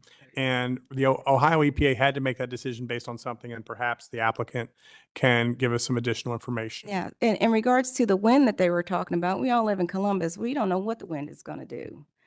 We don't know how, there's times that our leaves, me and our neighbors' leaves were on the same fence line. The wind was all over the place. And that was the other concern was anything that might be airborne, EPA can't control the wind, so we were just looking at those different things. So as they were talking about, it just opened up, you guys just opened up one on Allen Creek. So on his flyer, it said that they were looking for other areas where they can put composting at. So I called them because I was like, Swaco is already in our neighborhood. They're on a one side that doesn't have housing where we live. And if we could have a discussion to have the composting where they already exist, then we eliminate the concerns or the possibilities of the health risks to our neighbors and everything. And of course, we don't have conversations right now because Mr. Kelly is just pushing this through. But in calling them, my thought was, as a leader of the neighborhood and speaking on people, we could find a way to help with the city of Columbus. We can have the composting. We can have it so that we can guarantee that it's not going to hurt people because of where it's located. So the people who want it can have it, and it can be safe, but we are not been able to have conversations. So I know Mr. Kelly said that he first came from his first meeting. We talked about the concerns. The second meeting, Mr. Kelly did not want to hear about the concerns. We tried and tried again. As I said, the documentation that you guys have and recommendation letters and things like that, we've never even seen that. We've never even seen what you guys, I believe, are voting on today. Well, you've So- seen it because you're the body No, that is you're the body that's designated by the city of Columbus. So I'm sure. No. You're sa- you're- Honestly, that's what I'm You are trying part to. of the, hold on, sir, you can't speak yet. Uh-huh, This is not a joint. uh-huh. You are part of the Milo Grogan Area Area Commission, And and you have a voting Yeah. seat on that commission. yes, And were you ever presented? we were presented with the one that we voted on, to my understanding, has changed. And it is not what you guys have. What you guys have, we have not had the opportunity to even go back to the community and have a discussion with them, please. The site plan did change and additional variance was added since their vote. And what was the additional variance?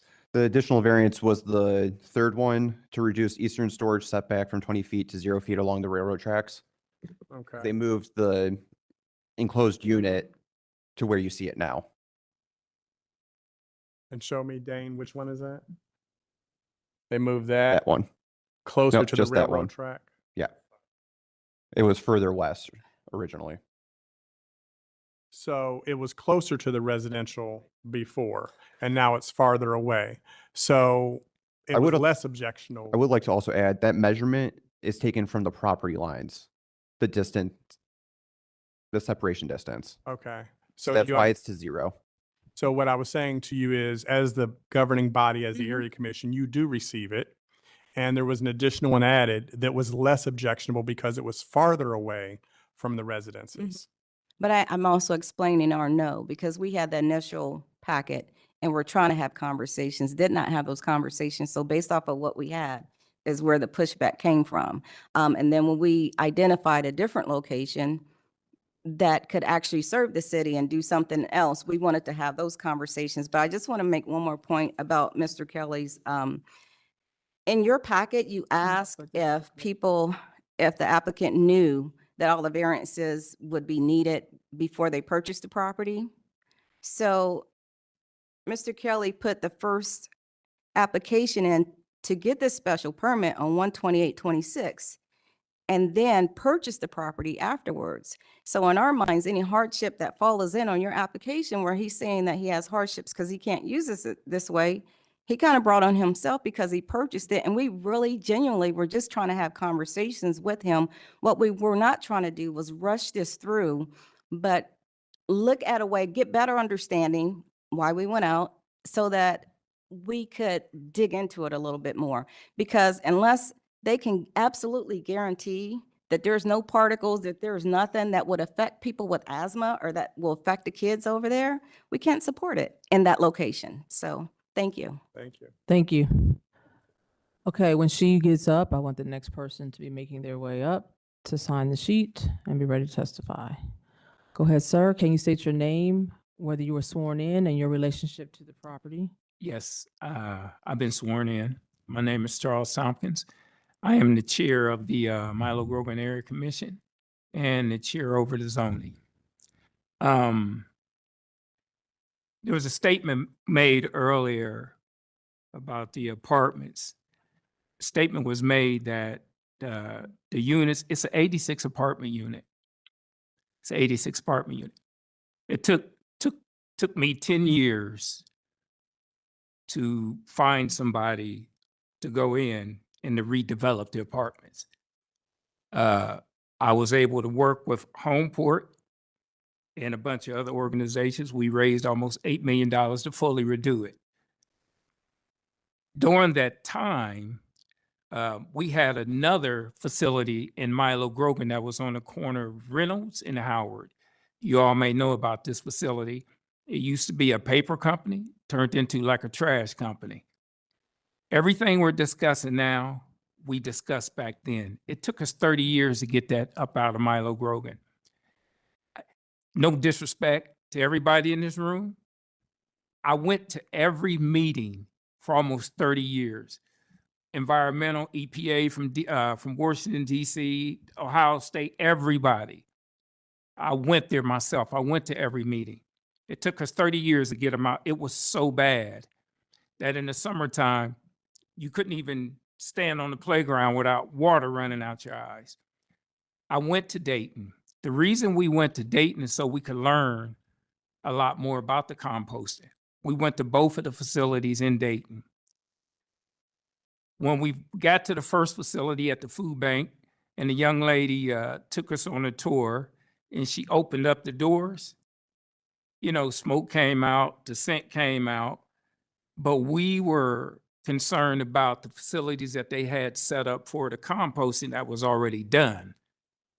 They all had a scent to them.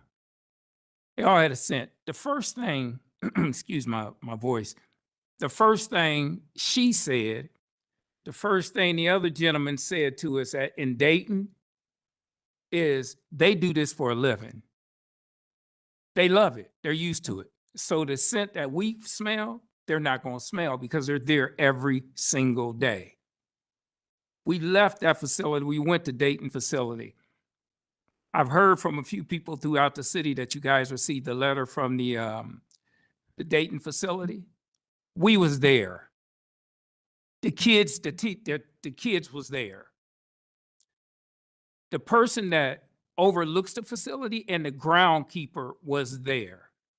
When we got there, everything was working. They opened up the stuff to show us how it grinds up and how long it takes to go from one end to the other end. They took us through the full step of everything. There was a scent. I mean, we're not making it up. There was a scent. They told us that you will have a scent.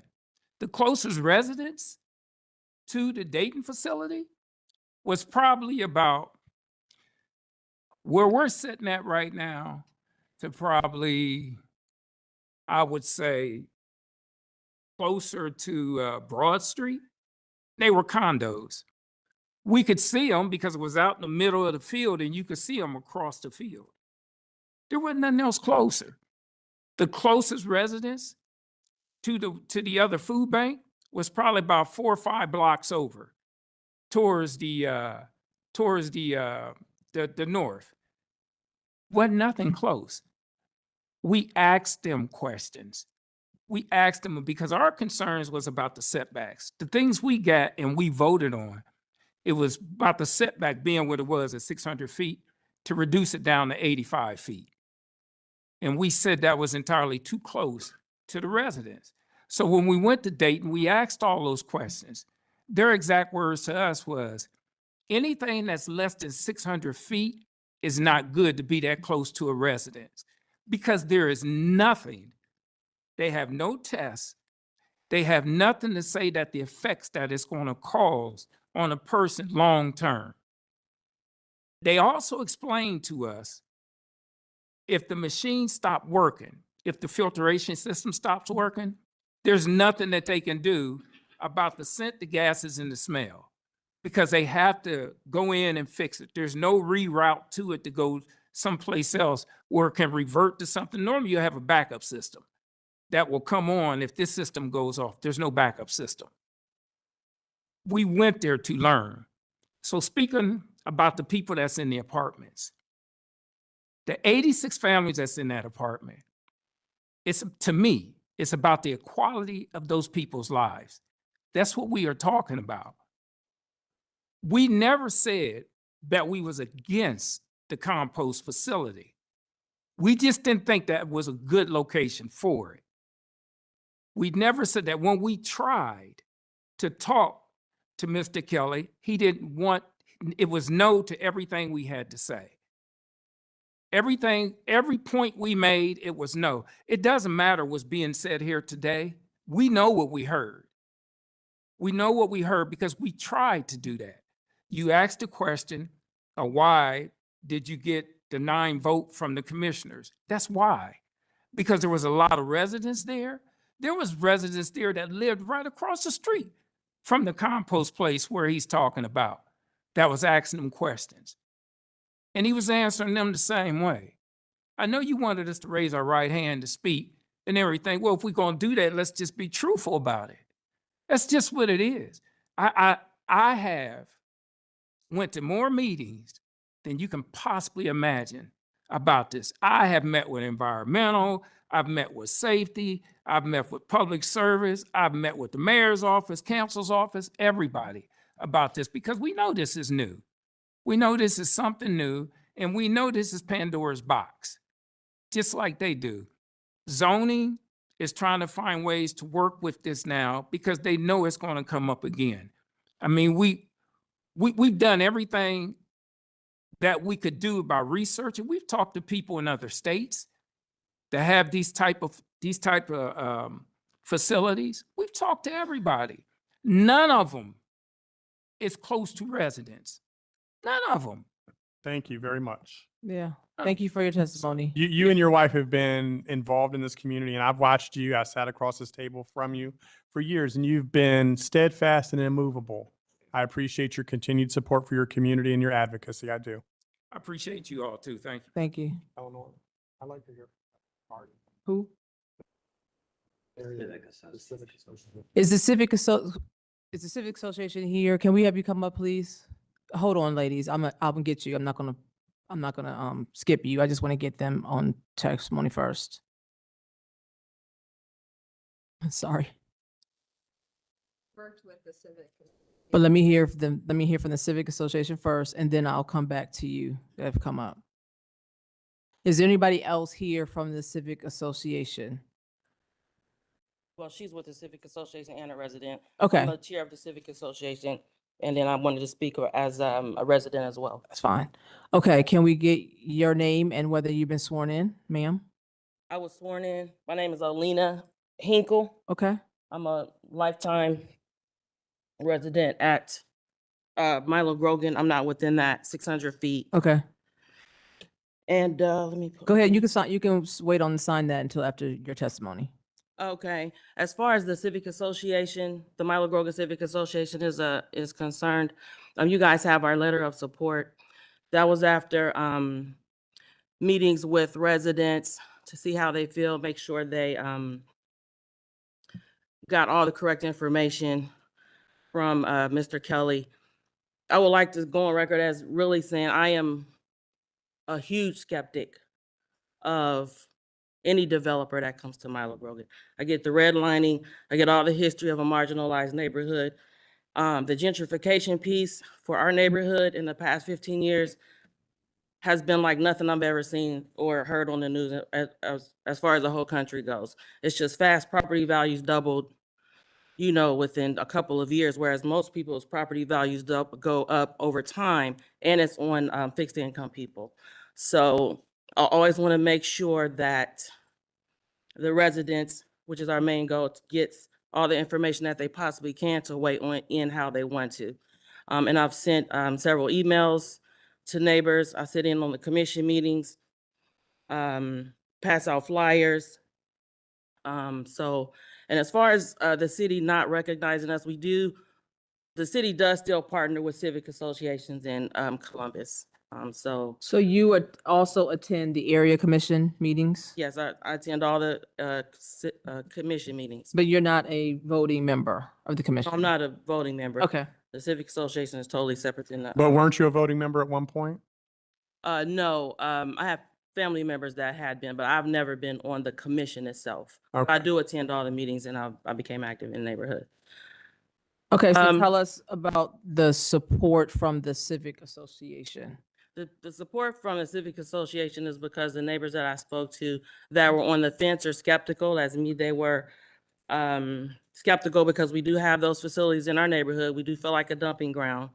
But once they get into the details of the filtration, the EPA, still skeptical, but when you take them over there and look at it, then they say, oh, okay. And when they see the pictures, they get a better pictures and to alleviate a lot of fears. I would like to make the distinction of the smells. Before you get into that, the civic association members, where do they live? All in Milo Grogan. Okay, so All in the Milo Grogan neighborhood, yes. and so how is a resident a part of the association versus a part of the area commission? Well, with the area What commission, differentiation? that's under the mayor's office, and there's a voting process, and they may. No, I'm talking about a resident. How does a resident determine which meeting they're going to go to? Is there a block off of where you live? No. They might choose, so it depends on which faction you're going to. So I see all of what's going on here because I've known you for decades, and they've been in alignment once upon a time in many ways. And this is a smart person is going to go to both and hear what both have to say. So Okay. it's no line of There's no demarcation. okay. No, they're all, it just depends on where you want to go. Okay. Yeah, we're just a different. Okay. Community group. Somebody else in there could start their own civic association too. Okay. And so a lot of people are not able to get to the commission meetings. So I'll have the civic meetings at different times in the evening and maybe on Saturday. So Okay. people can zoom in. I do want to make a distinction between the smells at the facility. The smells that I've heard have come from when a person was within the facility near the machine, or at least for a long time. At least that's what I understood from the commission meeting that I went to in March or April. I have not heard anybody say there's smells outside. I did visit the Dayton facility. I had 2 friends visit the Dayton facility because I'm a skeptic. I don't know what this developer is talking about. I don't know about compost. To see what he was saying. I didn't get to go inside the Dayton facility, but the time I went during business hours. I hung out around the neighborhood. There was no smells in the parking lot near the building. I took pictures, no smells. As also, I have a friend that works for the state of Ohio, no smells. And then another friend, no smells, different days, none of which was on the weekend. So, and I also I reached out to I rode around the neighborhood in Dayton within 2 blocks of that Dayton composting. I reached out to apartment complexes and churches. Only one came back, which was Pastor Otis from the New Vision Church of God. He said they saw it being built. He said there's never been a problem and they've been an asset to the neighborhood, because I figured that would be a good indicator of what we might get. And then also the compost exchange said that they use the same technology that they use as far as that filtration, so the smells don't get out into the neighborhood. I also visited the compost exchange, which is in, it's probably Zone Columbus, but it's very near Marble Cliff and Grandview Heights. And I feel like if they had any issue in those affluent neighborhoods, we would definitely hear about it. But the developer reported before I visited that there was no complaints, and so did an agent, a person from the compost exchange. So, okay, fine. I need to go up there and see for myself. I did call business that's right across the alley. It's no wider than this room. It seems less, but it's hard to get the scale. The lady said, "Oh, we didn't even know there was anybody there." So I was impressed by that. She didn't know who I was. It was just a random call off the street. And then a developer did say that the dance studio there didn't have any complaints with them either. I also visited them unannounced. I visited them announced. Let me have a tour. There was no smells there. And if there were going to be smells, I would expect it to be there, because I went on a rainy day 2 times during that day. And I went today, actually, this morning I was there. Went inside. They did have their compost sitting around, covered up. No smells other than kind of earthy, woodsy, but it was still within the building. When I walked across the parking lot, when I got out the car, there was no smell.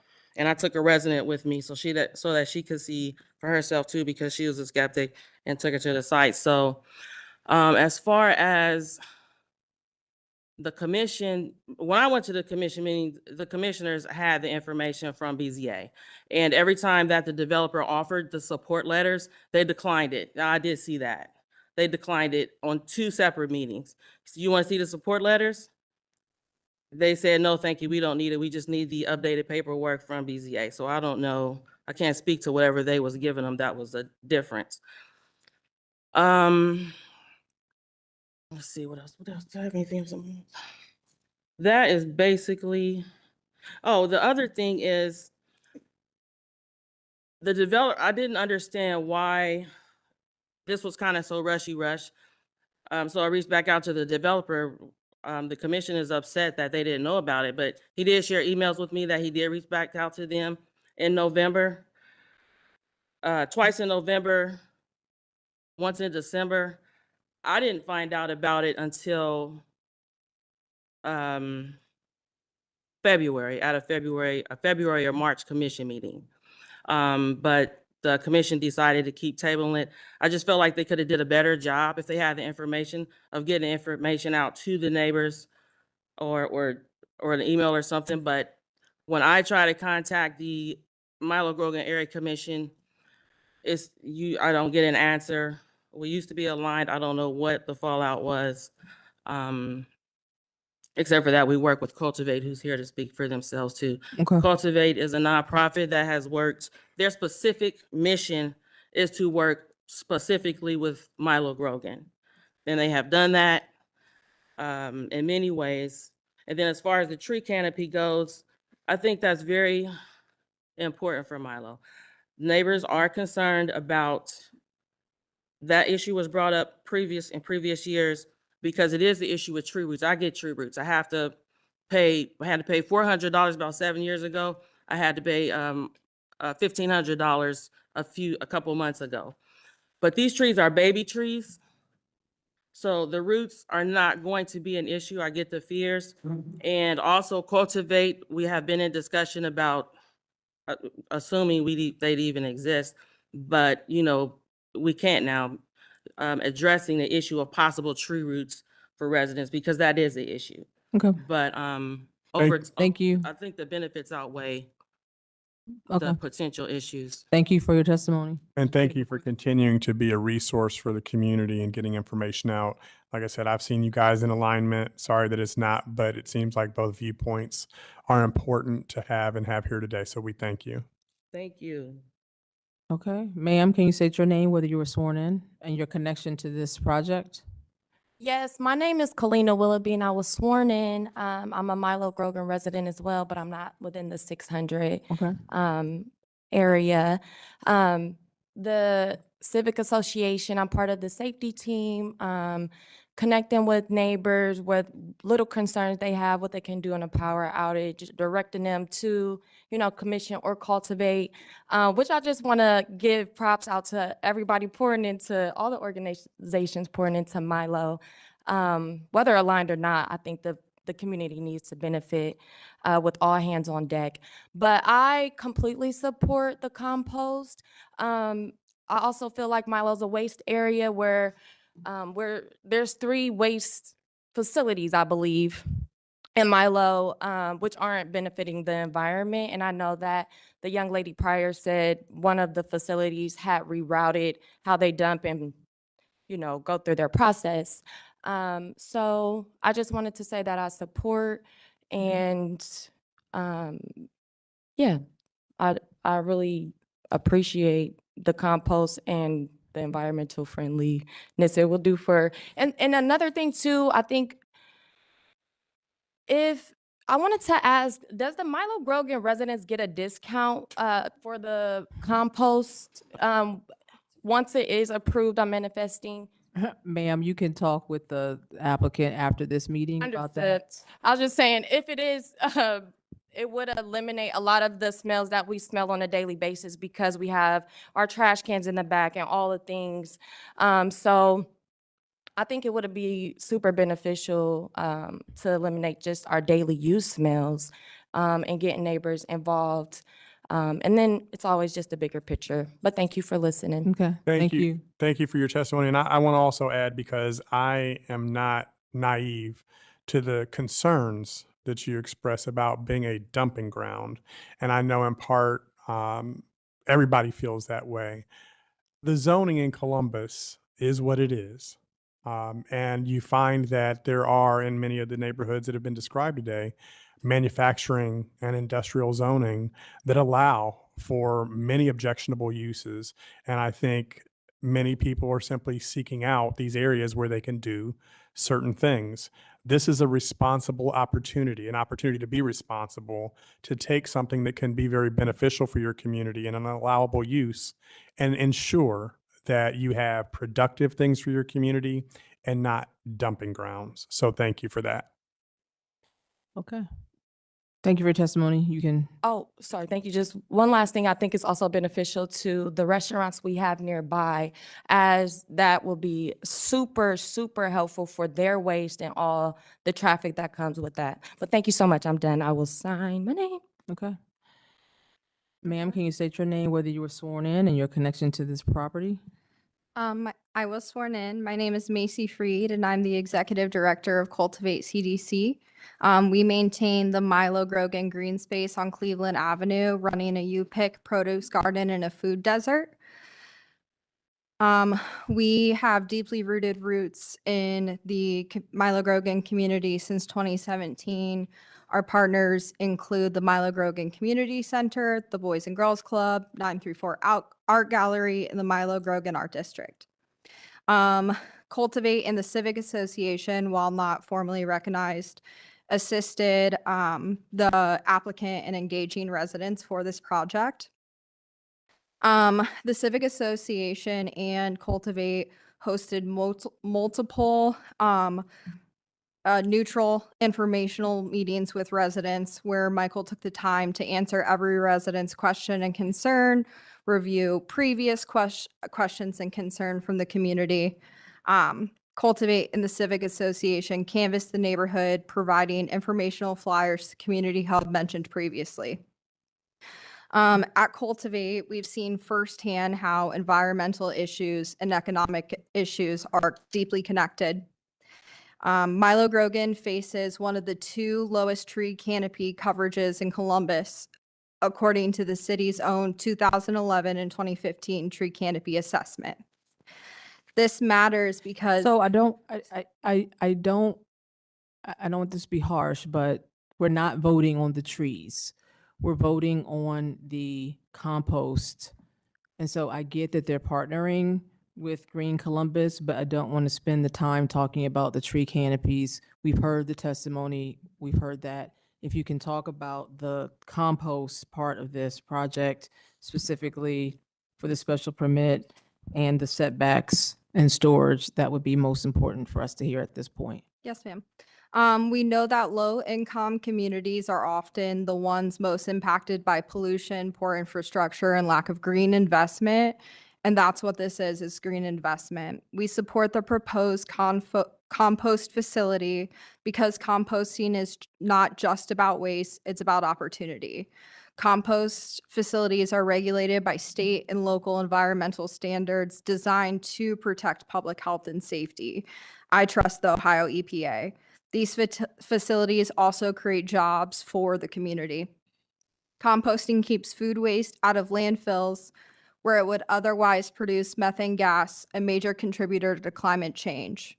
Instead, that waste becomes nutrient-rich soil that can support urban agriculture, gardens, and green space just like ours. Pairing composting with the tree nurseries and investment in environmental sustainability and neighborhood health. At Cultivate, we've worked to support residents through rental and utility assistance, food access, and one of our major pillars is a vibrant community for all.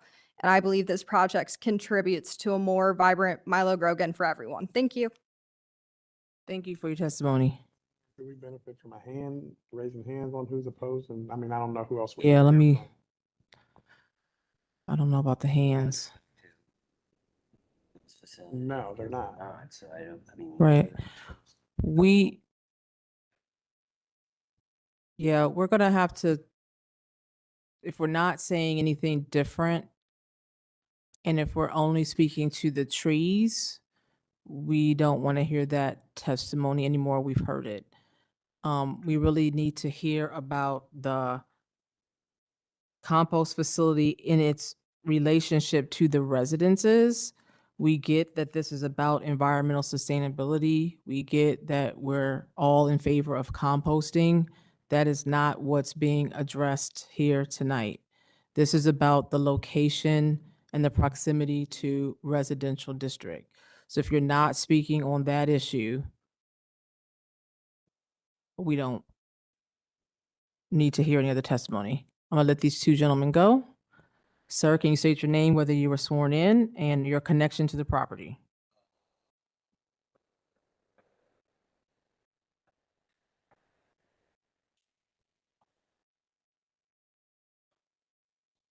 So nowhere near it. Press the button there so you can turn that on. Okay. Sorry about that, sir. You have not been sworn in. Yes, ma'am. Please raise your right hand. You promise the testimony you give will be the truth and nothing but the truth. Please state I do. I do. I do. Please quickly state why your testimony would be relevant to us. I've been to both that facility and the Dayton facility, and I just wanted to quickly state that the scent from the Anheuser-Busch facility is much worse than the composting facility that is being put in this neighborhood. As somebody who lives and frequently goes around up to the factory in the businesses and neighborhood nearby. That's all I just wanted to add today. Thank you. Thank you. Of course. Can you state your name and whether you were sworn in and your connection to this project? My name is Noah Faust. I have been sworn in, and my connection to the project is that I work with Green Columbus and the Compost Exchange, and I can testify to their intention and character. Well, I don't think we need to hear about Green Columbus or what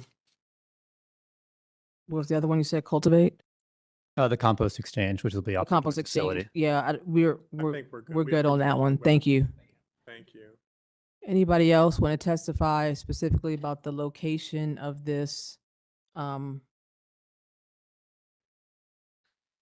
compost facility to the residential?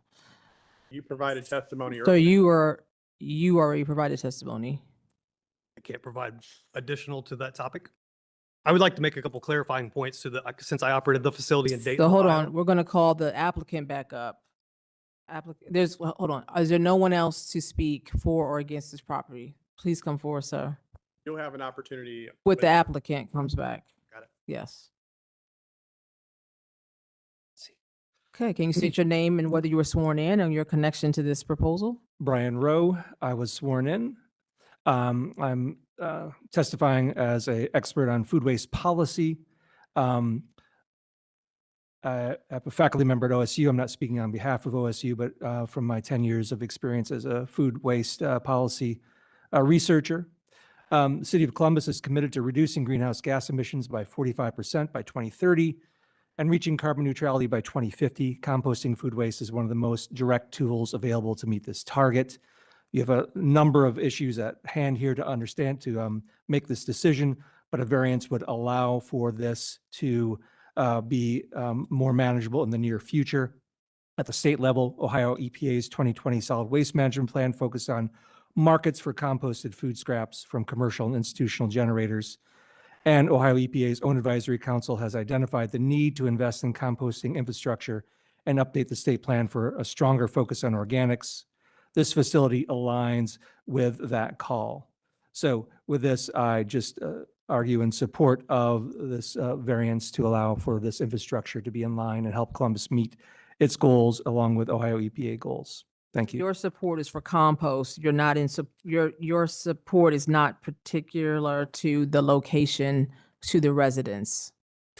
Correct. And obviously these have to happen someplace, of course, and this is a very difficult decision to be made, but more composting facilities will help Columbus meet its own stated goals. Okay. Thank you. Thank you. Is there anybody else that wants to speak about this proposal? Okay, I will ask the applicant to come back forward.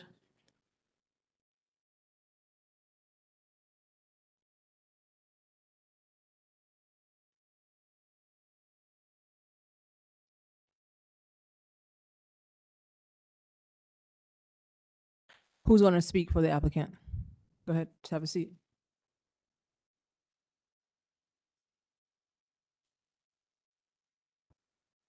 Thank you. Just, this is rebuttal. Yeah. Okay. So I did want to clarify, I think my sense of this is that when you walk up to the composting structure and the doors are opened, you're going to smell something. You should not smell anything when you're hundreds of feet away. So my expectation is whatever direction the wind is blowing, the residents at Thornwood Commons will not smell this. But you've asked for a 0-foot setback. So, and I get it from the property line, yeah, but it's still a 0. and it From what I can tell, it's 0 foot from, measured from the actual facility. Yes, it's over 250 feet. What is the exact? It's, I would say, exactly 250 feet. All of the structures that you see just north, those are covered, basically shipping crates that have a cover on it. That'll house the wood chips and the finished compost. Those all have to be 250 feet away by EPA requirement. So those are 250 feet away from the closest dwelling unit. And then I think that the compost facility itself, the Ohio EPA does not require any setback from a dwelling unit like they do the material storage, because it's enclosed, because they know that when something's enclosed and it has this technology, they're confident in its ability to eliminate odors. Has the city measured? Do you have that? What's the measurement Yeah, from so- your calculations? This corner of the structure here is the actual compost facility, correct? It's Yes. 201 feet to the nearest residential property line, and then I measured this setback at around 15. So it's roughly 215 feet from the compost building to the nearest residential building.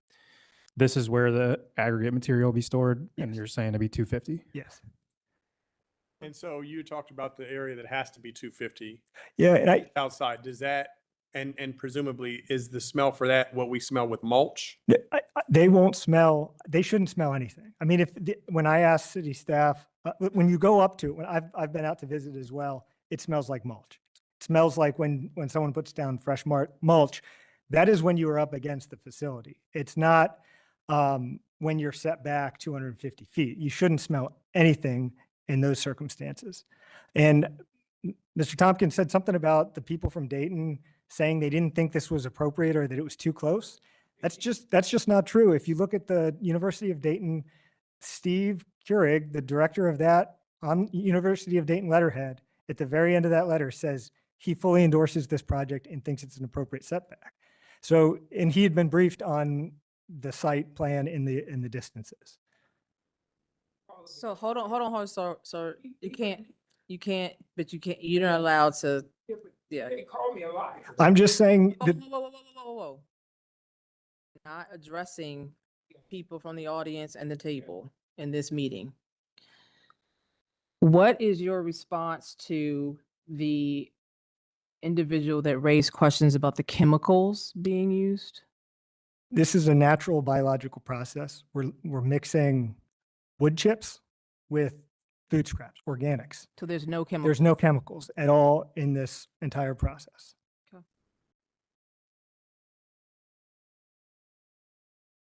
And is it true that there's no other facility using this technology that is within the 600 feet of residences? No, if in fact, the city of Columbus with Swaco just opened a new facility 2 months ago. The Alum Creek location that was I mentioned a couple times in testimony. The mayor stood up and did a press conference and he spoke about this great new process. And you can see in the background, there's a big apartment complex right behind him because that facility is basically right across the street is a large residential, and right on the other side of Alum Creek is a large residential complex. That's the same technology we're using here. In fact, ours will be a souped up version of it, so it'll be more powerful. But there's that setback from residential is the width of the street. But it's not in operation yet? It is as of 2 months ago. 2 months ago. It's Okay. been operating for about 2 months, and your other commission member would have likely a lot to say about it because Swaco was heavily involved in. But no other facility, other states? Oh yeah, plenty of there's 100 of these facilities in North America, and James mentioned I think he said 400 in worldwide. There's plenty of other proven applications of this, 2 in Dayton. But I'm talking about close to residents. Yes. Oh, yeah, of course. And Dayton, what James wanted to come up here and say, he told me was the proximity of even the Dayton one to residential. There's ones in other cities that are proximate to residential, even more so than the Dayton one. How much data is available on those locations? If you go to Green Mountain Technology website, they've got a whole page for case studies, and they show all the different applications of it. One of their most recent ones, which is right up against residential, is in Hawaii. I was not able to go visit that one. And you presented this information to the commission, area commission? Yes. Want to ask All of this I presented. I don't know what they mean when they say, I kept saying no. There was no constructive feedback given. What Charles told me was the same thing he told you, which is that he had this really bad experience with a paper company. And I said, we're not a paper company and we're not that person. Here's what we're trying to do. I think his opposition is rooted, there was no constructive feedback. And I would be happy to admit into evidence the email chain where I reached out to him multiple times over a 2-month period, asking him for some direction or to get together or to talk about community engagement. And he didn't respond at all. That was before I even filed my application. And then I filed the application and I appeared before his commission 2 times, did a long presentation, answered questions.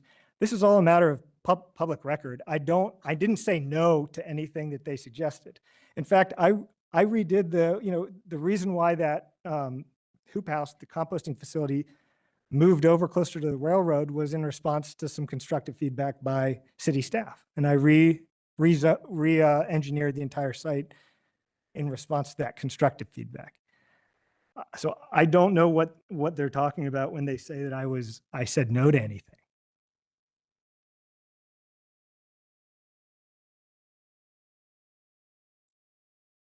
I'm good. Oh, good. Chair, Everybody's good?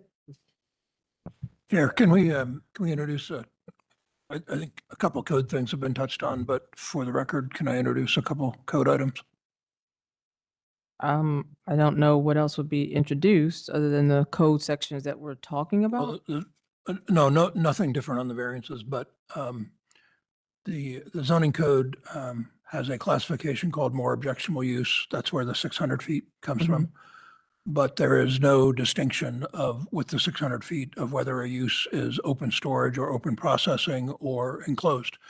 And an example of that for the board is you routinely hear applications for salvage that is less than 600 feet from residential zoning, and that's due in part because of how it's measured from the property line. But open processing, open storage, and so on, versus you've heard applications and have routinely approved salvage applications when the salvage use and processing is fully enclosed in a building with reductions of the 600 feet.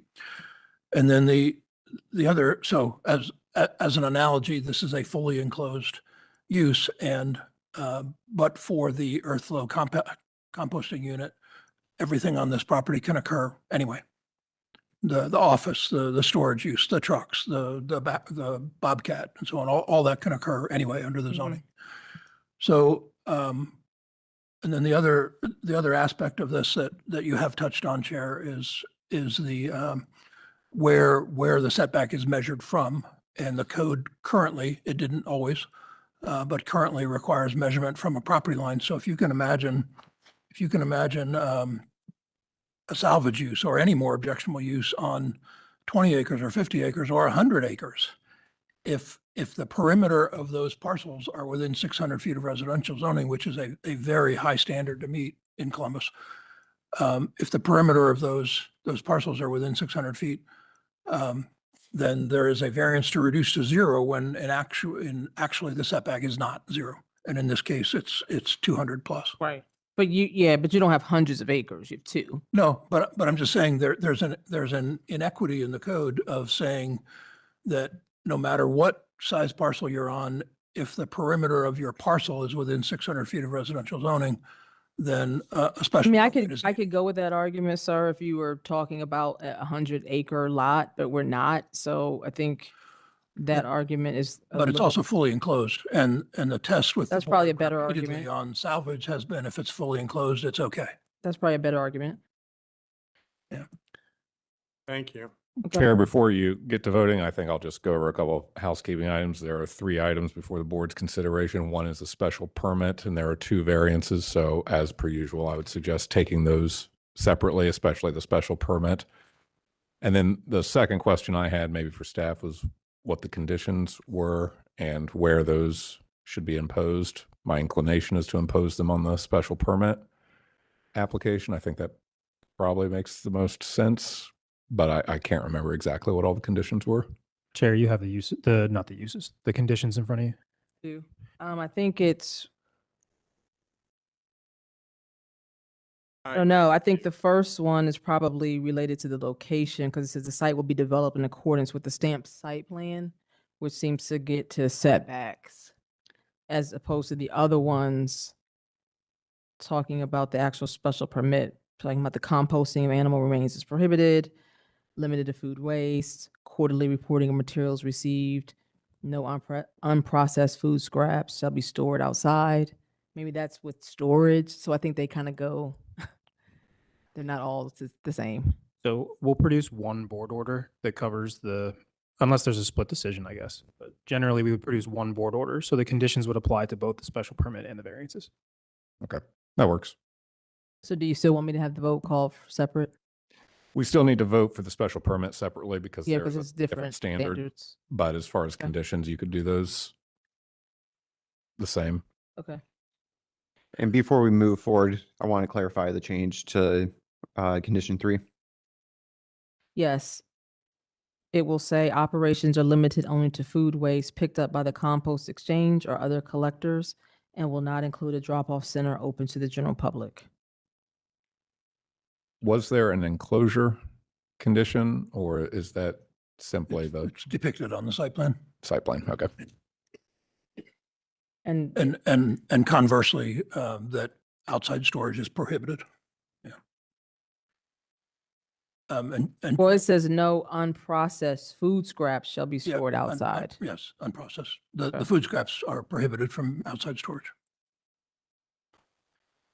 And Chair, one other code item that I would just like to be part of the record. There are 3 findings for the board to make on the special permit, and I will not read them, but all 3 say that the board determines the special use or the special permit can be granted without substantial detriment or substantial impairment or significant incompatibility. It doesn't say that nobody will know this facility is there. Mm-hmm. I have that. Thank you. Okay, so the first, we'll go through the factors on the request for the special permit. To grant a special permit to allow a compost facility in an M manufacturing district with the conditions that apply to that. The factors are that the special use can be granted without substantial detriment to the public good. I think that a composting facility would not be detrimental. I don't think that it's causing substantial impairment of the general purpose and intent of the zoning district. In which the use is proposed. It is going to be in a M district, and so this is fitting with that. And I don't think that it's incompatible with the character of the neighborhood. It is, again, an M district, and so not significantly incompatible. Those are the factors to consider when allowing a special permit. Are we ready to call the question with the conditions? Call the question with the conditions. Question's been called. Please call the roll. Mr. Malika, Concur with the chair and vote yes. Mr. Waddley, yes. Mr. Jones, I agree with the chair and vote yes. Chair Pond Bailey. Yes, special permit is granted. Now we will talk about whether it can be located to reduce the setback from 600 feet to 0 feet and to reduce the setback of the storage from 20 feet to 0 feet along the railroad tracks with the conditions imposed. So the property in question could yield a reasonable return without this variance. I think the variance is substantial to go from a 600-foot to 0 and then a 20 feet to 0. I think those are substantial. And I think that the character of the neighborhood would not be substantially altered. But I do think that adjoining properties would suffer a substantial detriment as a result of the variance. I think there is going to be a smell, and that wind can take that smell to the property owners, and that would be a detriment. The variance would not adversely affect the delivery of governmental services. The property owner purchased the property potentially with knowledge of these zoning restrictions, and the property owner's predicament could be obviated through purchasing a different property for this operation. I think the spirit and intent behind the zoning requirement would not be observed by allowing a usage to go within the 600 feet that the code says it does not allow. That's my reading of the Duncan factors, and I'd like to invite my colleagues to object or agree as they see fit. So how are you weighing those, Chair? Are you weighing in favor of granting the variances, or are you? I am weighing in favor of not granting variances. Okay, so the other board members will need to engage with the chair's analysis when they take their vote. If you disagree with the chair, explain why under the Duncan factors and Are you how going you to call intend to us vote. out or? Yeah, are we ready to call the question?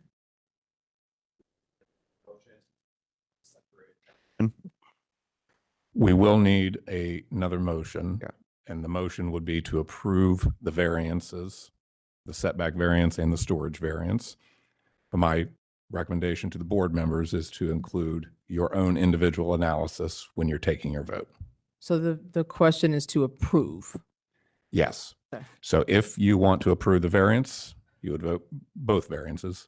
You would vote yes. If you want to disapprove the variance, you would vote no. Are we going in order? What? I'm waiting for someone to make a motion.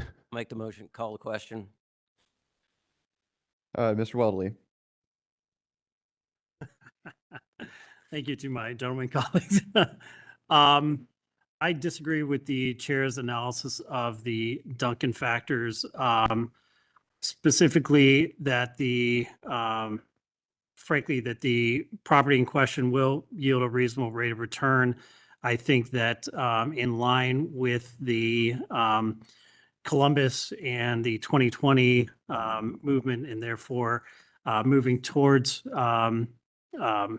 environmental strength, that we do need these types of facilities built in within, that the variance is substantial. I do believe that a capped structure with the EPA being monitoring will ensure the essential character of the neighborhood and thus not alter it. I don't believe that the variance will adversely affect government services. I do believe that the owner purchased the property with the knowledge of the zoning restriction, as the owner operator is a attorney who has knowledge of the zoning code. I don't believe that the owner's predicament can be feasibly obviated through some other method other than a variance, and that the spirit and the intent of the zoning requirement would be observed. And thus I am voting yes for this project. Mr. Jones,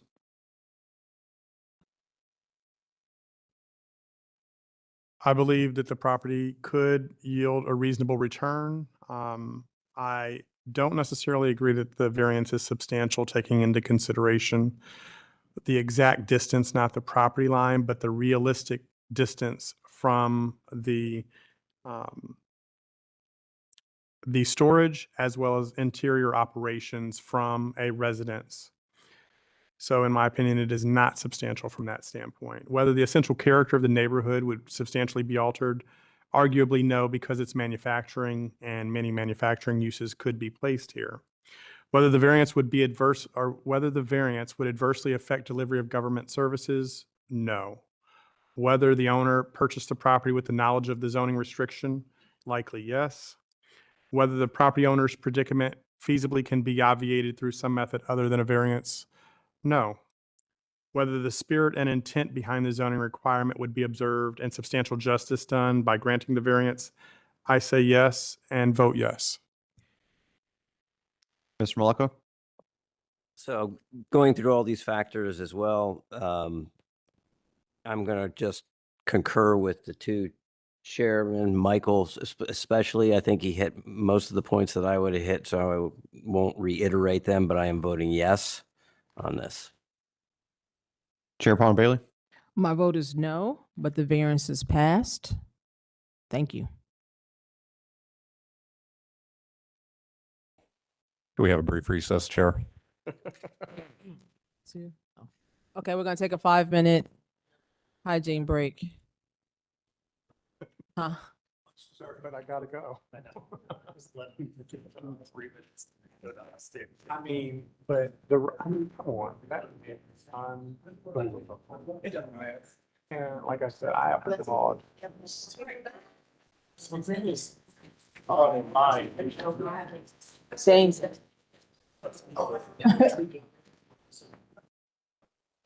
Yeah, thanks.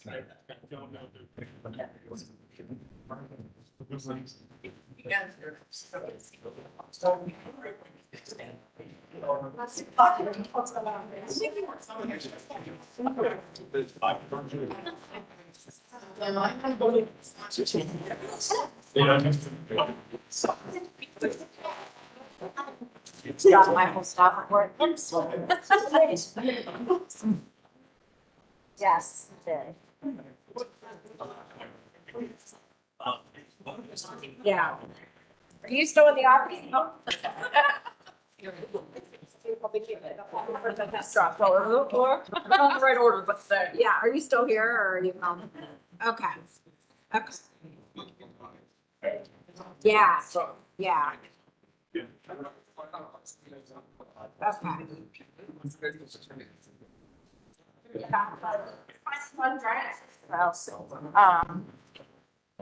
Yeah.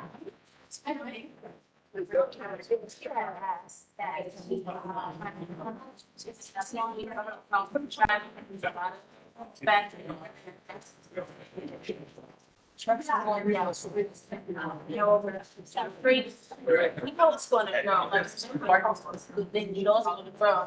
It's a residential, five, and. Right.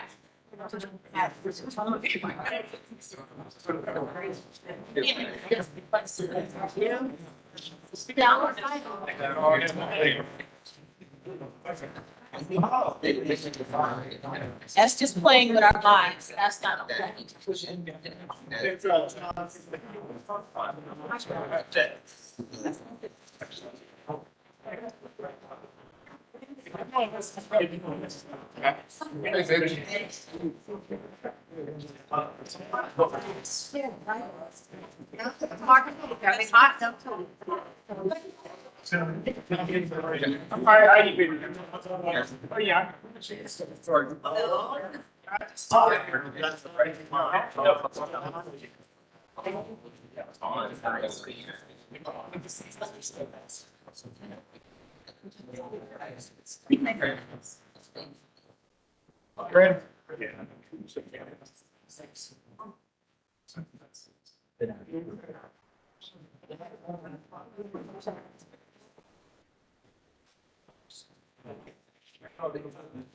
Sorry.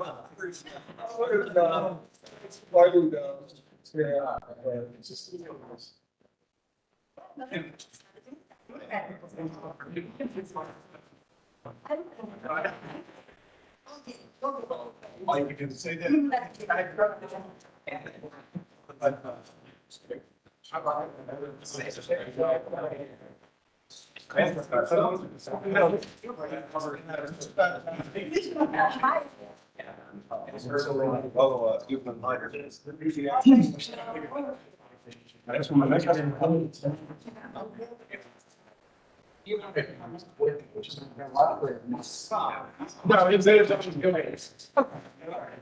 may still be. Yeah.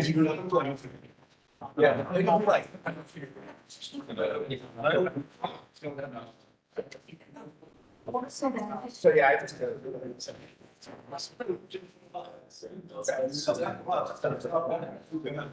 You go. I'm gonna say that. This table is it's clear.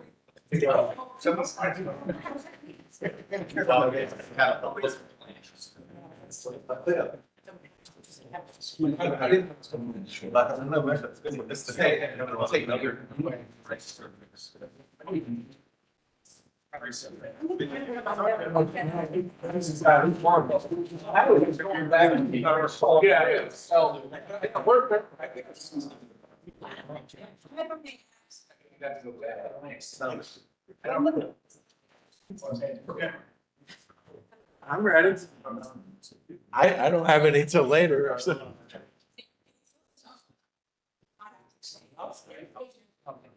No one downstairs.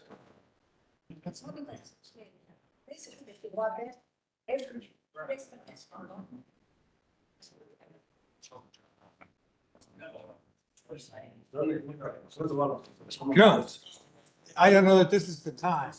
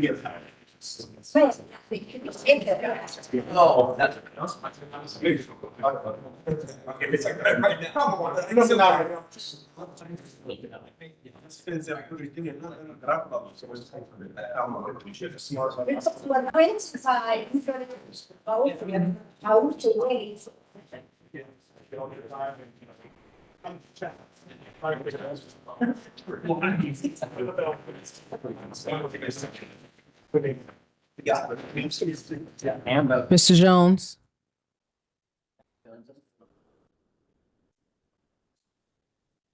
Okay, we're going to reconvene. Number 3 case. I promise you, we're going to go quick now. We're going to be rolling. 1010 Oak Street. Please come forward. All right. 1010 Oak Street is located on the north side of Oak Street, approximately 75 feet east of South 20th Street. As part of the Near East Area Commission, and existing zoning is R3 Residential District. The 0.21 acre site is currently developed with a single unit dwelling. The surrounding uses include a mix of single and multi-unit dwellings to the north, south, east, and west. The applicant proposes to construct an ADU and a detached 4-car garage on the site. The applicant is requesting variances to increase the allowable area for a detached garage from 720 square feet to 1,422 square feet, and increase the height of a detached garage from 15 feet to 25 feet, and to reduce the minimum required side yard from 16 feet to 10 feet. Division of Planning has no comments, and all comments from the Division of Traffic Management have been resolved. The Near East Area Commission has recommended approval of the requested variances, voting 12 to none with 1 abstention in favor. City Department's recommendation is likewise that of approval. Staff recommends approval as the variance to side yards is slight, and the resulting area dedicated to garage space shall not exceed the total square footage of living space on the site. Chair. Okay, can you state your name and whether you were sworn in? Is it on the green light? There you go. Oh, yeah. My name is Jeremy Miller. And yes, I was sworn in. Okay. Do you have anything to add to this application? One item to note, the 25 feet, there was another structure originally proposed that was 25 feet, but that's been removed. So the existing garage is actually going to be 15 feet, proposed as designed. So the private garage will be allowable area increase from, increase the allowable area from 720 square feet to 1,423 square feet, and the height will be 15 feet? Yeah. Okay, so you're not increasing the height. Yeah, it still needs the variance because of the. No, it's a 4-car garage. Yeah. Yeah. Okay, and then how big is how many square feet is the dwelling unit? The proposed ADU, it's No. The dwelling unit is already there. Sorry. oh, Not the ADU. I think it's 1,600 square feet. The site plan shows 1668 square feet. Yeah.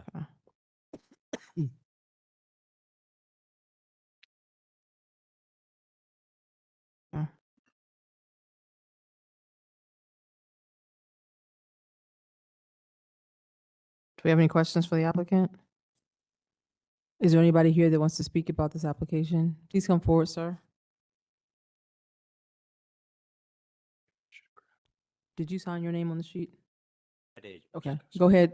State your name, whether or not you're sworn in, please. Name's Blake Compton, and I'm sworn in. Okay, go ahead. And ironically, I live next door to this property. So I just want to speak on behalf of the neighbors. And when they moved in before the pandemic, they've been awesome neighbors. They take care of the sidewalk. We support each other on taking care of the sidewalk together. Always involved in Halloween. They're ambitious with their property. They loved what I did next door and want to create a really nice improvement for their 3-parcel property. And I'm in major support of this project. Okay, thank you. Can you sign your name, please? Again, or? Yes. Okay. Is there anybody else that wants to speak about this application? Okay, do we have any questions for the applicant? Okay, I'll go through. The property in question could yield a reasonable return as it has been already. I don't think the variance is substantial. The character of the neighborhood would not be substantially altered, and I don't think adjoining properties would suffer a substantial detriment. We heard from the neighbor who was supportive. The variance would not adversely affect the delivery of government services. The owner indicated that they were knowledgeable about the zoning restriction. To build this ADU, there would be no other way to do it other than to request these variances. And I think that the spirit and intent behind the zoning requirement would be observed and substantial justice done by granting the variance. Are you ready to call the question? I'll call the question. Roll. Mr. Jones, I concur with the chair's assessment and vote yes. Mr. Maleka, I concur with the chair as well and vote yes. Mr. Weldley, I agree and also vote yes. Chair Palmer Bailey. Yes, variance granted. Thank you. Thank you. 847, 851 South Ogden Avenue.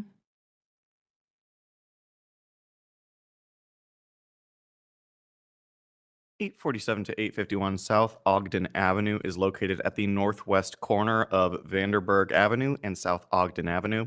Is part of the Greater Hilltop Area Commission and existing zoning is R4 Residential District. The 0.15 acre site is currently undeveloped. Surrounding uses include single unit dwellings to the north, south, east, and west. The applicant proposes to construct a 3-unit dwelling and is requesting variances to not provide parking lot screening, to reduce the number of parking spaces from 6 to 3, and to reduce the number of EV outlets from 3 to 0. The Division of Planning has no comments, and all comments from the Division of Traffic Management have been resolved.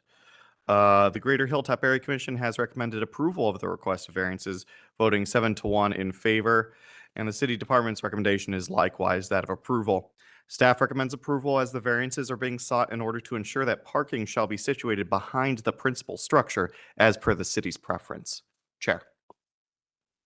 Okay, can you state your name and whether or not you were sworn in? Rodrigo Garcia. Were you sworn in earlier? No. Okay, can you raise your right hand? You promise that the testimony you give tonight will be the truth and nothing but the truth. Please state I do. I do. Okay. Can you tell us why you can't install the EV outlets? because it's just a small building, and I think it's no reason. Oh, it is because it's a small building, and I don't think we need to put EV charging outside. It's going to be too expensive, I guess. Expensive. I don't think that's a, Is this one of the requirements that's new? I'm not. Relatively new. I believe it was 2024. I think that's right. January 1st of 24.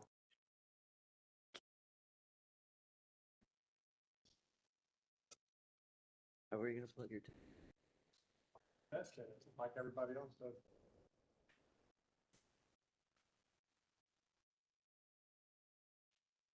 and what's the issue with the parking lot screening? Why are we not screening? Is it, can you put the plan back up where the, and where's the parking lot? Oh, right over there. Okay. It's the rear corner. Okay.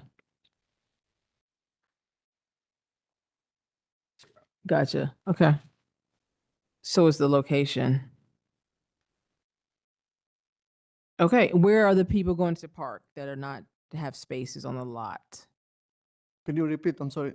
Where are the people, where are the other people that need to park? Where are they going to park if they don't have a space on the property? Well, they can park in the streets. There's street parking allowed, Each unit requires 2 parking space right? And you're only going to provide one. for each unit. So where are the other people going to park? The street on South Ogden and also on Vanderberg. Is there a street? Okay, I see there be a person's park on Vanderburg. Okay. Okay, do we have any other questions for this applicant? Is there anybody here that wants to speak about this application? Okay, so the property in question could yield a reasonable return without these variances. However, to build the 3 units, they do need the variance for parking. And because of the location of the parking, it seems like the landscape screening is not a necessity. The character of the neighborhood would not be substantially altered. Adjoining properties would not suffer detriment. The variances would not adversely affect the delivery of government services. The property owner indicated that they did not purchase the property knowing about this R4 designation. The predicament could not be obviated through another method other than a variance, but the applicant has explained that the 3 lost spaces can be parked on street parking. Therefore, I think the spirit and intent behind the zoning requirement would be observed and substantial justice done by granting the variance. Are you ready to call the question? Question. Question's been called. Please call the roll. Mr. Malaka, I concur with the chair's analysis and vote yes. Mr. Weldley, I also agree and vote yes. Mr. Jones, I too agree and vote yes. Chair Palmer Bailey. Yes, variance is granted. Thank you. 1354 Grandview Avenue.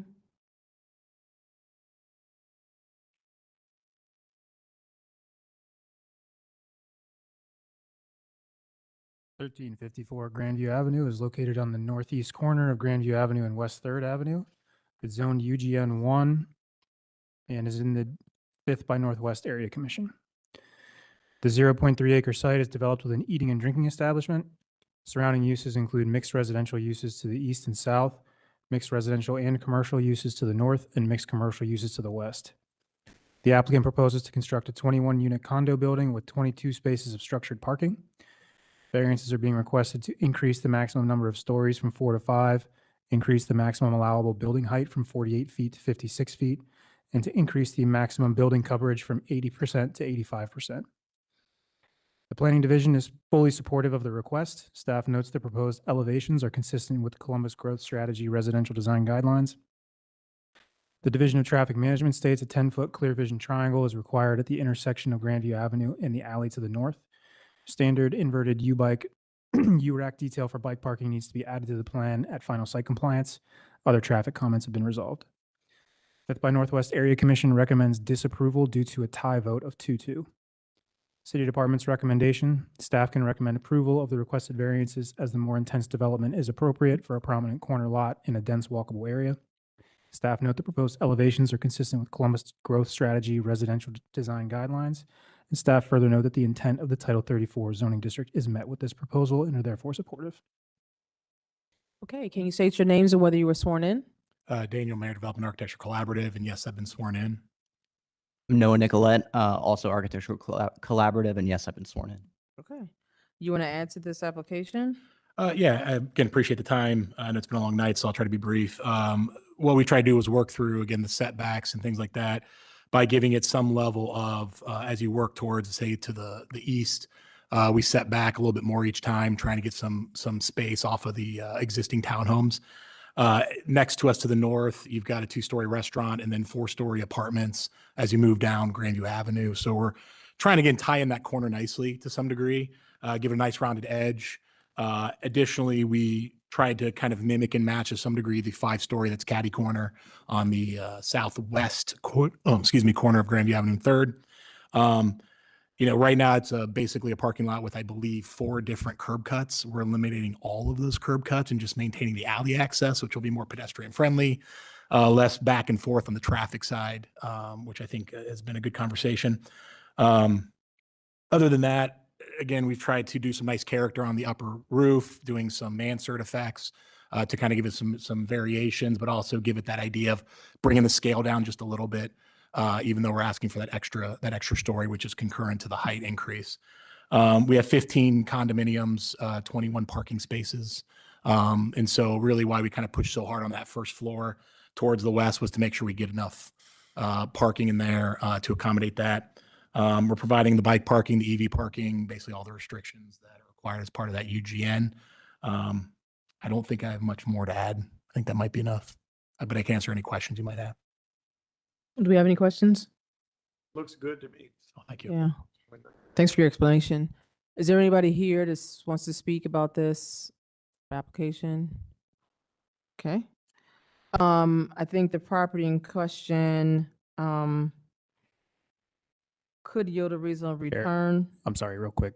Traffic, I think, wants to add a condition. Oh, I'm sorry. I didn't even see your hand. I guess just to, as Phil had stated, there was potential need for additional vision clearance triangle on that northwest corner. So that could affect the site design. Just want to make sure that commented. And then there was, one of our outstanding comments was to ensure that site distance was not impacted at the intersection of Grandview Avenue and 3rd Avenue. So there was a condition that I'd sent over to Phil to potentially request to add to board order to make sure that intersection site distance was provided at the intersection of Grandview Avenue and 3rd Avenue, just in consideration of the building footprint to make sure that that was incorporated into the design going forward. So 2 conditions, if I understand correctly. The number 1 is that the vision clearance needs to be added. That can be addressed at final site compliance, but we may as well address it. And then number 2 is a site distance exhibit at the intersection of Grandview Avenue and West 3rd.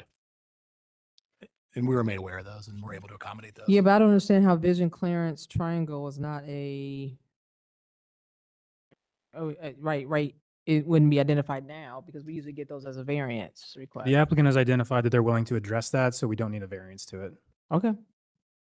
So if they do need a variance, they have to come back. So then why do we even need to make it as a condition? Because that's just a part of the requirements, right? So I guess to clarify, we aren't necessarily requesting a condition to the 10 by 10 vision clearance triangle. That is a code requirement, as we understand, and that the applicant is stating that will be met. Yeah. However, the site distance triangle at the intersection, that was a safety concern that we had brought up in our initial review and wanted to make sure that the building location will not be adversely affecting sight lines at the intersection. Okay, so the condition is that the site distance triangle at Grandview and 3rd Avenue would not be compromised. The vision the site distance, correct. Okay. Yeah. Yeah, and that's why we rounded the edge, was to allow for that. Okay. Okay. Good. Thank you. Okay. Okay, so we're ready to call the question with the condition.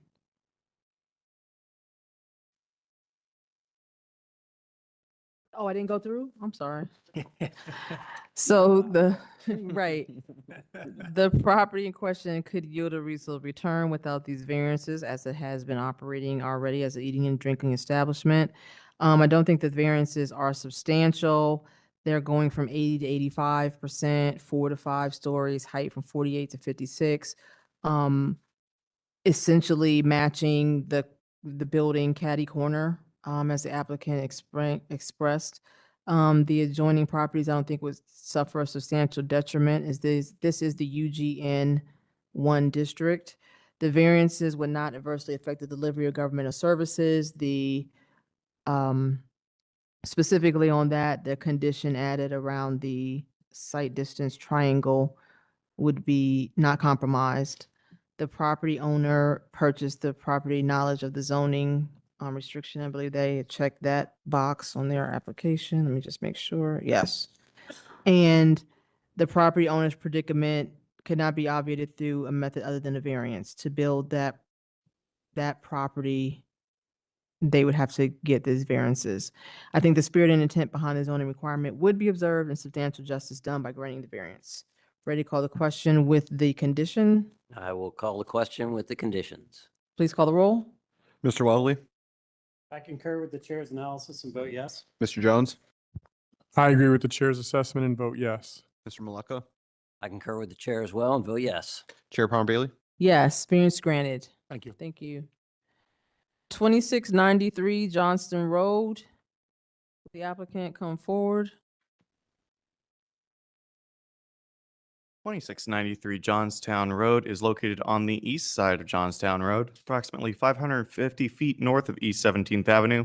As part of the East Columbus Civic Association, and existing zoning is M2 Manufacturing District. The 3.85 acre site is currently undeveloped. Surrounding uses include an off-ramp to the north and west, industrial offices and semi-trailer washing services to the east, and industrial offices and warehouses to the south. The applicant proposes to construct a semi-trailer parking and storage lot on the site. The applicant is requesting a variance to reduce the landscape buffer along Johnstown Road from 50 feet to 1.7 feet, to reduce the off-street parking and loading facilities together with with suitable access and maneuvering area from 50 feet to 1.7 feet along Johnstown Road, and to reduce the storage setback from 200 feet to 1.7 feet along Johnstown Road and 5 feet from other lot boundaries. Division of Planning recognizes the commitments to privacy slats in the chain link fence and additional landscaping provided to screen the site from Johnstown Road in the most recent site plan, and thus are fully supportive of the request.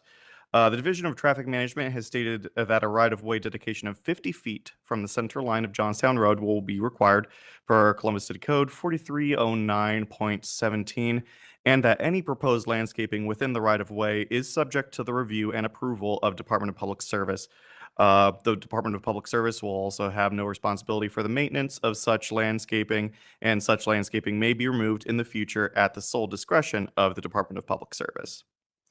City Department's the East Columbus Civic Association has recommended approval of the requested variances, voting 7-0 in favor as well. And likewise, the City Department's recommendation is that of approval. Staff recommends approval as the variances would result in a site that is aligned with the surrounding development pattern. The variances to setbacks are also mitigated by the fact that the surrounding area is developed with warehouse space and industrial offices within the landing path of John Glenn International Airport, and the opposite side of Johnstown Road, hosting US Highway 62 and several on and off ramps. We do recommend the following conditions. As per planning's recommendation, that the applicant shall commit to the landscaping and screening illustrated on this stamped site plan. Of course, with the caveat that any proposed landscaping within the right-of-way will be subject to the review and approval of the Department of Public Service, and will be the responsibility of the owner for maintenance of such landscaping. Chair. Okay. Can you state your names and whether you are sworn in? My name is Victor Ndwagoba. I was sworn in. Okay. My name is Ayan Abdurazak, and I'm the owner. I was sworn in. Okay. Can you both sign the sheets? Yes. Okay. Go ahead with your testimony if you want to add something to the record. It's on.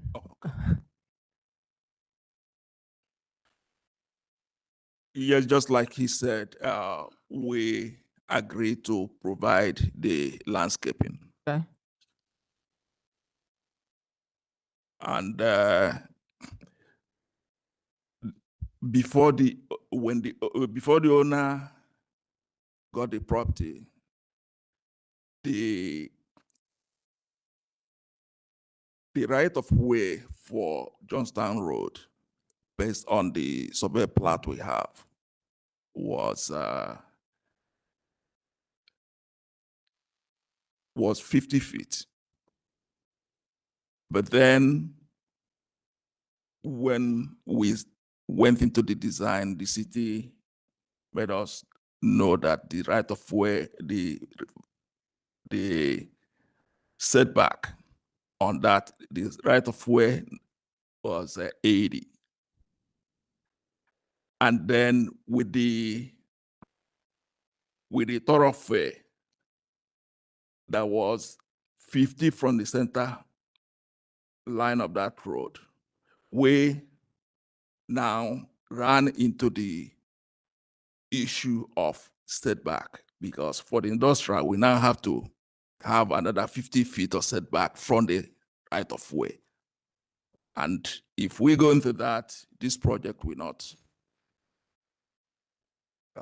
it will not work. So that's why we are requesting Okay. the setback variance. For their parking. You Yeah. you submit, no, I don't think that's that's not what I understand. Are you talking about the dedication? Yeah, the dedication was there. So we observed that.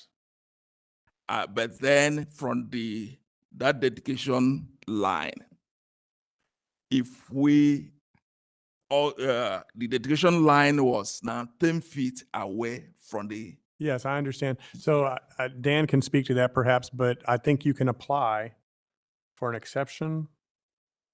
I mean, that is possible. That is correct. Because what you're saying is the parking that's adjacent to Johnstown would not be allowed. Is that how I understand it? I mean, if I could speak, the site plan does reflect the additional right-of-way dedication that's required based on the Columbus multimodal thoroughfare plan, and the variances do reflect the full dedication. So it looks like you can. Yeah. Oh, he's saying if we didn't have that, he couldn't. That's what I thought he was saying. Yeah, we have that. That's why we are now requesting a 1.5 feet away from that line Instead of the 50 feet. instead of the 50 feet. Okay, but you were talking about a landscape buffer, right? No, we're talking about reducing the off-street parking and loading facilities together with suitable access and maneuvering area from 50 feet to 1.7 feet along Johnstown Road, the second variance. But is that speaking to your dedication? That's not your dedication, is it?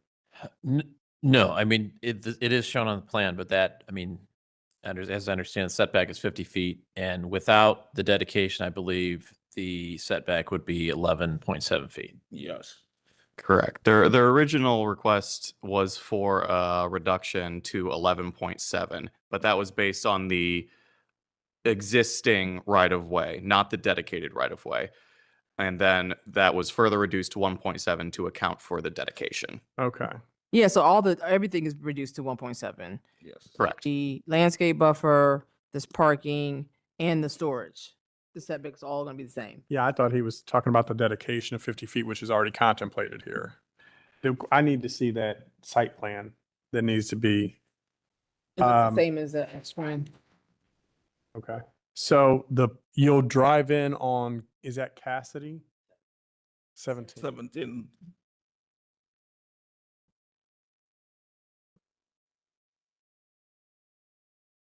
I can't even see where I am really.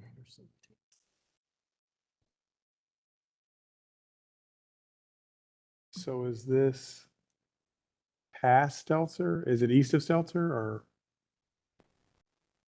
No. Where is this? We're looking up where in relation to Stelzer's is going to be. It's like, it's right where the interchange and ramps go to like lead to the airport, from my understanding. It's just west of the lots for the airport. Okay. It's west of Stelzer. And Okay. maneuverability is factored in for tractor trailers?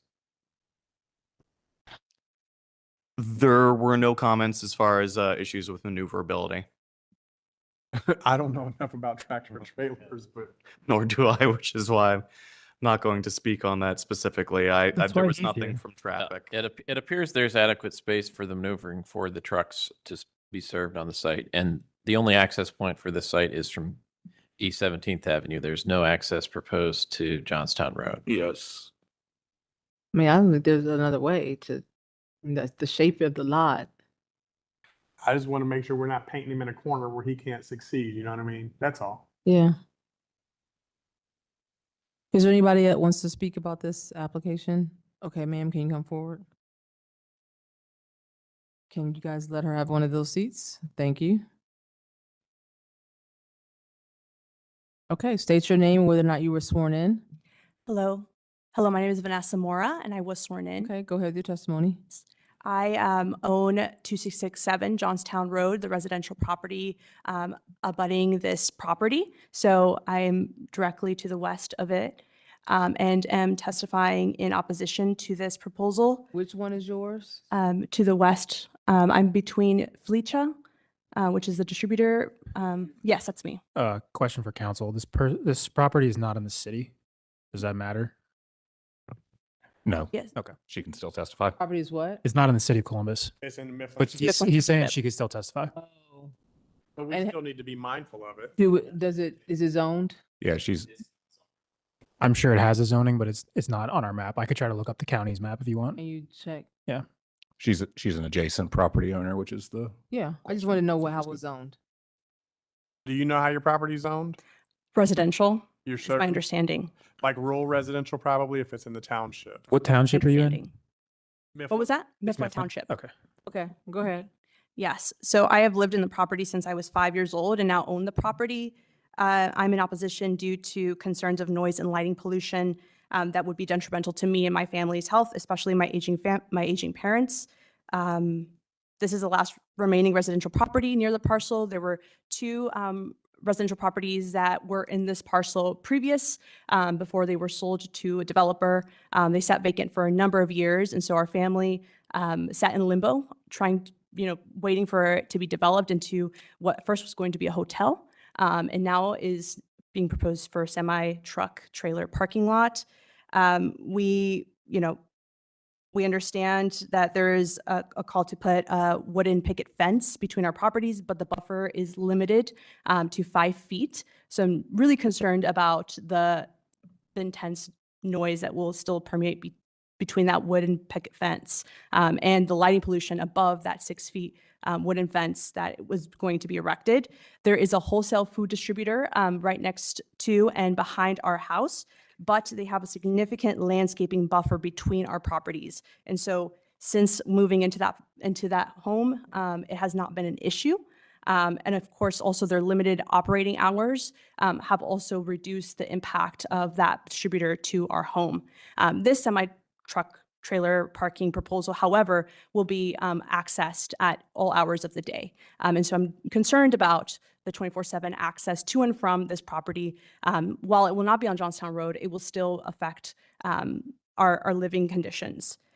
I also have concerns about their expertise, development expertise, as there have already been really negative interactions between contractors that were erecting the chain fence that is now was just shown moments ago. There was an argument that broke out between my family and the contractors.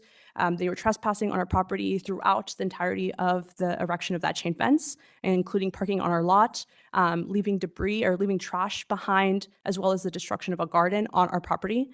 And so we are really concerned about what this will mean moving forward, given the fact that these contractors had lack of understanding of how to maneuver putting up a chain fence. So is there anything that you could compromise and accept? Like, can you describe, it's a separate conversation that you guys are going to have, I think, but similar to what the food distributor has, something similar, because, I mean, you're in a unique situation. You're not recognized by the city of Columbus, which is why I think it didn't pop on their radar, but I think you're on my radar, and I appreciate the fact that this is still zoned likely rural residential. The zoning is light industrial, according to the Limited- Franklin, limited. limited industrial, thank you. According to Franklin County.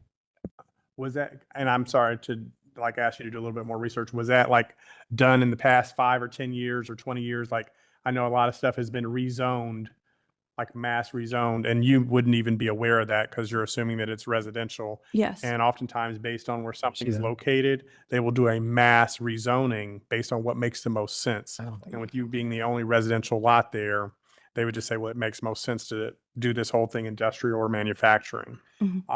But you're there. And again, I can't. And there were 2 residents next to us for many years. Yes, and I do also want to clarify too that, I mean, my parents are immigrant parents, and they entered into a land contract with the landowner of our home. And so, you know, I don't have a full understanding of the zoning history. I was 5. And so, you know, now that I've acquired it and live in it, there have not been really any conversations about the current zoning. Yeah, I'm very concerned. And I would say I'd love to see you guys have an opportunity to have a conversation on what a good compromise would be. But I don't know that we have the luxury to do that in this moment unless we sent them out to try to figure it out. But I can't in good conscience vote. And I don't want to not support what's in the city of Columbus's scope to Yeah, do. but there's not a landscape buffer required for, If it was a residence, it would be. Absolutely. no, I'm saying for purposes of what our variance request is. We're only opining on a landscape buffer along Johnstown Road. Because they didn't contemplate a residence here, right? Is that right? I think there would be a required screening from parking to a residential if it were in the city. Also, just to your question, Mr. Jones, I'm not entirely sure when it was zoned to limited industrial. It says the map was last edited in this location in 2022. That to me probably indicates that that's when it was done, but I can't say with certainty. Yeah. The board could place a landscaping buffer condition on that side. That's within your authority. Well, it's much more than just a landscape buffer. To her point, it's going to be 24-hour operational. Like, how do you make this whole site make sense for the developer and the applicant versus making it palatable for somebody to live every day? The food distributor goes home at 8 o'clock or whatever. They're going to be coming in, you know, 24 hours a day. I don't know if you restrict that corner. I don't know. And I don't know that we can do this on the fly, but something needs to be done.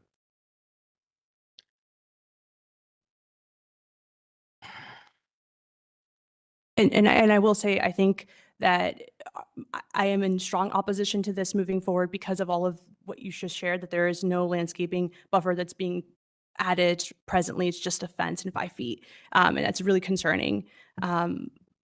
But I think if there was a landscape buffer, if this was to move forward, I think that definitely would be a really strong compromise that our family would feel comfortable and relieved to hear. Again, I think that this is anxiety inducing because we are the last, you know, we're the only family around this area of manufacturing. And like I said, so much has shifted over the years that we imagine living next to 2 people forever. And then they sold. Well, it's probably worth noting that in the city of Columbus anyway, if your property were to burn down, you couldn't rebuild it as a house. So I don't know if the same requirements would be in Mifflin Township, but it's something to be mindful of for you. Yes. Can I speak? 1 second. Regarding the landscape buffer, so the current site plan is showing hedgerows along that property line for part of it. We could place as a condition that that be extended to meet up with the hedgerows that are on Johnstown Avenue as well, or Johnstown Road as well. Sorry. Or larger. And maybe Up even to a certain lighting. height. Well, it's good. Sorry? And even lighting, making sure that lighting is directed away. Yeah, there's, we can put that as a condition as far as I understand. It's a good point. Commercial height of lighting is limited to 28 feet, but residential is 18. That would make a big difference. Thank you. That in terms of lighting pollution. You mentioned there's shrubs along there. Are there heights designated for that? Because again, if we're dealing with semis, the lights are going to be higher. It would appear that these hedges are indicated on the site plan as being 5 feet in height and 4 feet wide. That's our typical headlight screening requirement. Right, but not for a semi truck. Right. I get it. I mean, you're not gonna, I mean, you're gonna have to put trees if you're getting taller than that. But there's a fence there, correct? And how high is the fence? 6 feet. Defer to you on that part. 100% sure that. Okay, thank you for your testimony. Can the applicant please come back? You were gonna say something, ma'am? Can you state your name? Did you already state your name? Yes, you I'm did. Yes, go ahead. So I just wanted to say that, we understand and respect the concerns being raised. The property is already industrial zone, and our goal is to create and control organized site rather than an unmanaged activity. We worked with the city and our engineer throughout the process on, fencing, layout, circulation, and we're committed to operating this site reasonably.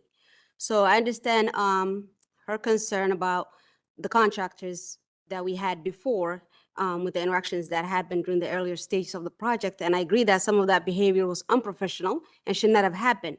Those contractors will no longer be working with us or involved moving forward. Our intention is to move forward with qualified professionals and operate the property in respectful, organized, and properly managed. I also understand the concern about noise, especially with elderly parents. I have elderly parents as well.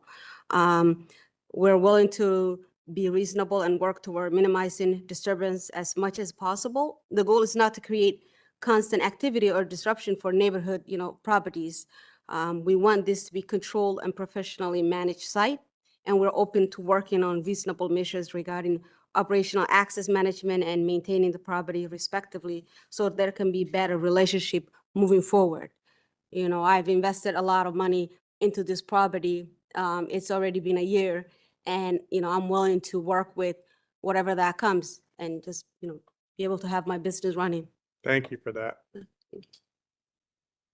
Are you willing to, if we put conditions that I'm assuming you're having overhead lighting, like pole lighting on the site? Yeah. Are you willing to agree to a condition that height could only be 18 feet At that section. next to the residential area?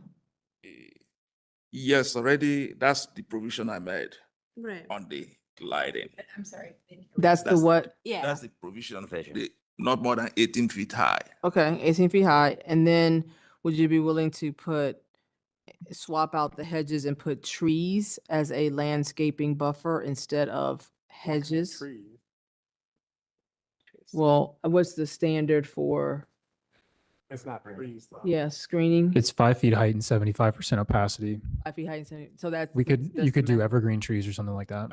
Yeah, do that. Yeah. Well, again, let me ask a question. You got a fence there that's And opaque. I The did want to slats. bring this up. So, looking at the details in the notes section on this site plan, it seems that the chain link fence along Johnstown Road does have the opaque slats. According to this site plan, the chain link fence in other locations, this location as well, is just the chain link fence. So we would have to add a condition that those opaque slats be added to this run of chain link fence as well. Again, that's my suggestion. If we do that, if they put the landscapes on their side of the fence, so it's not going to matter what they're putting in. Yeah, because the fence is there. Oh, Yeah. gotcha. Do you understand that Yep. condition to put the slats on this side as well as the Johnstown? Yes. At least where this property line Don't is. allow chain link fences. Okay, so condition is that we would limit the height of outside lighting to 18 feet. And you would put opaque slats on the fence along, what road is that? So this, It's the not a- west facing. The west, The oh, west property line. west property line. Yes.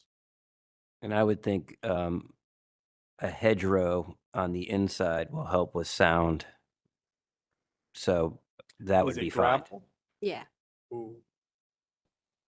So this hedge line is on the inside of the fence, because I think they show it right now on the outside of the fence or is that inside? Inside the the inside. fence. It's on the inside? Yes. Okay. Phil, you said no. Yeah, it can't be gravel. You can't park on gravel. So you would either need an exception to allow that, or it would have to be paved. Gravel. So it's not, they didn't ask for gravel. They're planning to put gravel is what I just heard. It is gravel. Because we are using it for parking, not as But if you have a parking, so you have that area for striped, storage. Sorry, we are using for storage instead of parking lot. but you have it striped now for parking and we don't allow parking on gravel is the issue. Proposed asphalt paving on 12-inch minimum. All right. Yeah, you said you're having asphalt. The drawings say The asphalt. asphalt, the drawing says asphalt. Says asphalt on gravel. So asphalt would be the surface. Is that correct? That was the old plans because we changed with the city. We changed the application from parking lot to storage. That's a distinction, but I don't think it changes things because you're just talking about the tractor trailer part, the container portion will be parked there. Yeah. See, I don't know because the setback is the same for all those things. I don't know but on the site plan, you have stripes for parking. So and that's what we have to go with. And it also says proposed asphalt paving. So if you're changing from that, you would have to come back because that's another variance to request a parking surface that's different than what the code requires. Storage would also carry a distance separation requirement. A distance from what? Residence, but it's not considered a residence in your opinion. Yeah, and they already are asking for a setback reduction. And we did Right. The difference between parking and storage, right? Storage can be on an unimproved surface. Parking has to be on a paved surface.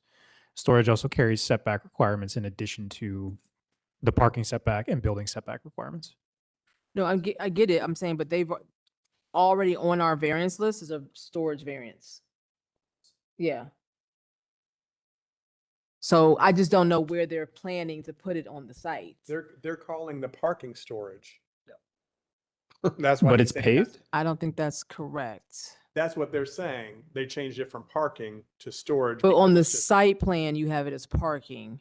So if you're changing from this, then you have to come back and do a different request. Because what this is, we're going to stamp this and you have to do what this says. Night. If you don't want to do what this says, New one. we do not have the new one. We have parking. So that's the one. So this site plan, and I had a very long conversation with the engineer about this. This is the site plan that he confirmed he wanted to be stamped for this meeting, just to confirm. And code note number 1 says proposed asphalt paving. Who, at Crescential? That's what you're talking about? Civil engineer, from planners, Crescential? That's what you Yes. talk to? Yes. So yeah, I think there's a miscommunication between you and your engineer architect.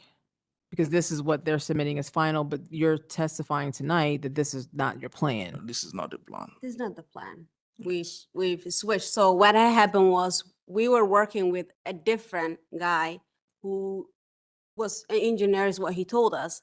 But after a few months, we found out that he was not an engineer. And he was working with him. And he's the one that originally created that plan without my knowledge that it was gonna be inserted as asphalt. That's not what I wanted from the beginning. So once we find that out, I got involved and, I've came and met with Dane multiple times here. And we changed from asphalt to gravel storage parking. The way that initially was done was all wrong. And then we've had that conversation about it before this, hearing. And the new one, the updated one was supposed to be submitted. And that's why I was here tonight, because I thought that's. It can be fixed, Okay. but not tonight. But yeah, you're gonna have to go back. Parking or storage carries different requirements on gravel. So it'd be a different variance as well. So at this point, you're gonna have to table this because we can't vote on something that we can't see. So, You don't have. Yes. We have to table it. okay, so the, And I suggest you take into account what we suggested and add those to your plans so that when you do come back, we feel comfortable being next to your neighbor. Yeah. Okay. okay, Slats in the fence and the landscape. so sorry. All right, thank you. Can we have a motion to table? Motion to table. Second. Mr. Jones, Yes. Mr. Malaka, Yes. Mr. Walderley, Yes. Chair Palm Bailey. Yes, tabled until you get your correct documents in and new notice requirements go out. Thank you. Very much. I'm past my. 4873 Cleveland Avenue. Evergreen trees, No, not evergreen trees. trees. I would No, encourage you to get contact information with them. and hedge, you it's guys- hedge, row of hedges. 5 foot row, 5 feet hedges. But it wasn't trees. Please do. Tree, evergreens usually get shrubs. 4873 Cleveland Avenue. Nobody? For 4873 Cleveland Avenue, okay. 4247, Oh, they're here. oh, that's you, okay, sorry, I'm hungry and I'm fasting, so I didn't eat. okay. BZA 26-023 for 4873 Cleveland Avenue. It's located on the northwest corner of Cleveland Avenue and Edmonton Road. It's Zone C2 Commercial and located in Northland Community Council. The 0.68 acre site is currently undeveloped. Surrounding uses include single unit dwellings to the east, multi-unit dwellings to the south, a car wash to the east, and a hair salon to the north. The applicant proposes to construct a medical office and is requesting a variance to reduce the building setback from Cleveland Avenue from 60 feet to 10 feet. This property was the subject of Z14-023, which rezoned the property from SR Suburban Residential District to C2 Commercial District to allow office development. Planning is fully supportive of the request. Staff recognize the relocation of the proposed building and additional landscaping provided in the updated site plan. Staff notes the building elevations are consistent with Columbus growth strategy, mixed-use design guidelines. Therefore, planning is supportive of the requested variances. The Columbus growth strategy updated land use recommendation of mixed use 1 is separate from the site's existing C2 zoning. The updated land use recommendation may result in an updated zoning district as part of the next phase of zone in. However, that is not expected until later this year. Planning reviews proposals for consistency with the Columbus growth strategy design guidelines, which now apply citywide. The Division of Traffic Management noted that a right-of-way dedication of 60 feet from the center line of Cleveland Avenue would be required, but a previously approved right-of-way dedication exception could be applied to this application. The applicant was also instructed to remove the reference to a bypass lane on the site plan since that lane was no longer being provided. These comments have been resolved. The Northland Community Council recommended approval of the setback reduction to 33 feet, but recommends disapproval of the updated request to 10 feet by a vote of 8-7. And to clarify that, originally the submitted site plan showed the building at 33 feet. Planning said they would want to see this building closer to closer to Cleveland Avenue. So they redesigned it, addressing planning's comment, but because the site plan changed as well as the degree of the variance, they were sent back to the area commission and got a recommendation of disapproval in the updated request. So your plan conflicts with what Northland Community Council wanted? Correct. Okay. But what is presented is what planning was requesting. Staff recommends approval of this request because a reduced setback is consistent with the Columbus growth strategy design guidelines. A reduced setback has allowed the parking lot to be screened from Cleveland Avenue by the building. Okay, can you state your names and whether or not you're sworn in? My name is Victor Ndwagaba. I was sworn in. Okay, My name is Faria Shiro. I was sworn in. say it again, please. Faria Shiro. I Faria. was sworn in. Thank you. Okay, so, building setback reduced from 60 feet to 10 feet. Do you have anything else to add? I think it's straightforward because it is we are walking as directed by the city. Right. What did the commission say when they voted for disapproval? The The first council. time we went to the commission, they approved it. But when we came back, they said that it didn't work in line with their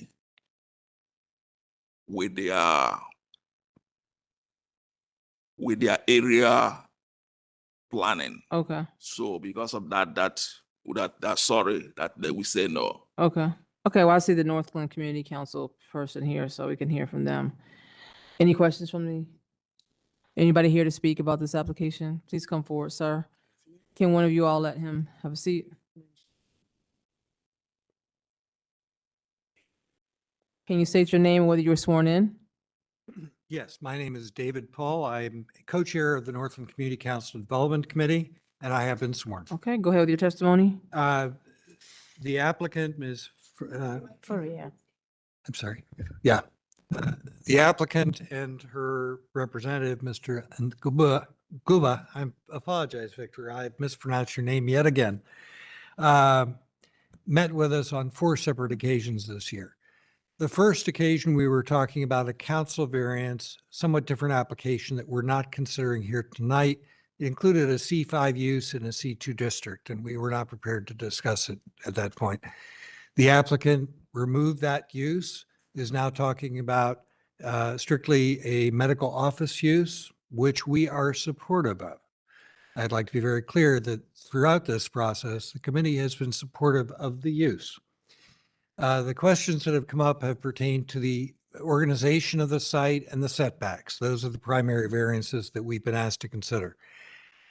In March, our committee discussed a revised application that, as has been indicated, included a 33.68 foot setback from the right of way, did in fact place the building between the street and parking. So it met this requirement now to put parking behind the building. Our committee was fully supportive of that application. We voted 15-0 with 1 abstention to support it. However, between that hearing at the end of March and a rehearing that occurred in April, staff or planning had indicated they wanted the applicant to move the setback to 10 feet. The committee did not support that instruction for the simple reason that there's almost nothing along this corridor that has a setback of 10 feet. The corridor developed primarily as a residential corridor many years ago, even though it is largely commercial now. And many of the buildings and parcels that are there currently have a 25-foot setback. I'm aware of one parcel in the vicinity that has a setback closer than 25 feet. It's literally paved right out of the street. It's a convenience store. So we did not, that is, our committee did not feel that that was at all typical of this district. We understand about the new development modes and so forth, but we really feel that placing this structure 10 feet from the public right-of-way is going to make it very distinctive in this district and frankly not serve either the applicant or the community that surrounds it. Eventually, this corridor may evolve to something that is more akin to the modern standards that we're trying to get to. But this seems to be, to us, to be an imposition of a requirement that simply doesn't make sense in this district. So again, we were unanimously supportive of a plan that did in fact comply with most of the requirements that the city is promoting for development in corridors like this, including a 33 odd foot setback. But when the setback was reduced further to 10 feet, our committee simply couldn't get there.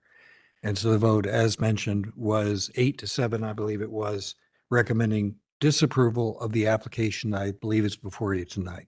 Oh, I see where we are now. Yeah. So this is, I was thinking it was Cleveland Avenue, like towards Linden, but this is way north of that. This is quite a bit north of that. This is north of Morse Road. If you're familiar at all with Bretton Woods Boulevard, and there's a car wash on the other side of the street. This is the parcel that's immediately to the west of that intersection.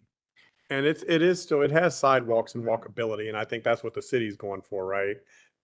Yeah, and as mentioned in the traffic comment, previously there was a bypass lane that was between Cleveland Avenue and the frontage of the building.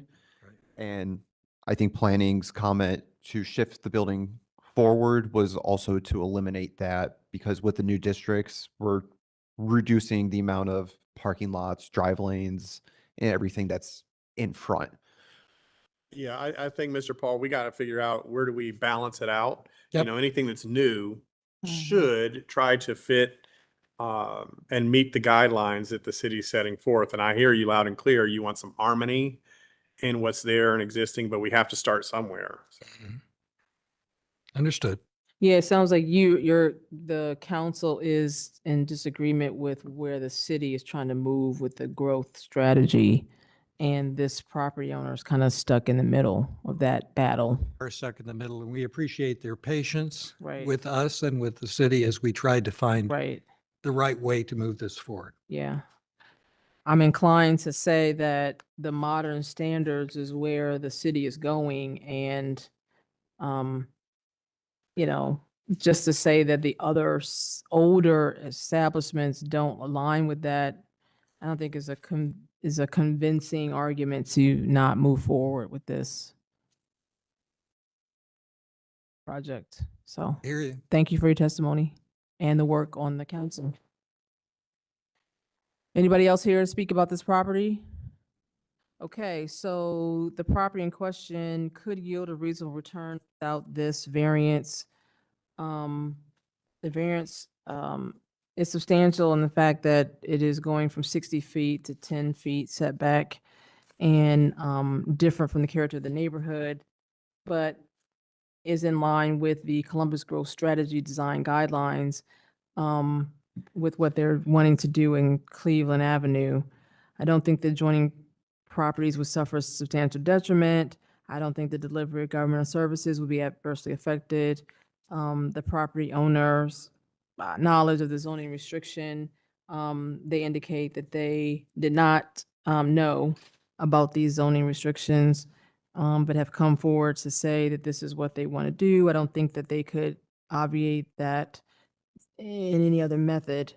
I think the spirit and intent of the zoning requirement would be observed and substantial justice done by granting the variance, which would be in line with the growth strategy. Are you ready to call the question? I'll call the question. Question has been called. Please call the roll. Mr. Malika, I concur with the chair's analysis and vote yes. Mr. Weatherly, I concur as well and vote yes. Mr. Jones, I concur and vote yes. Chair Palm Braley. Yes, variance granted. Thank you. Thank you so much. Thank you so much. Go eat. 4247 Town Park Drive.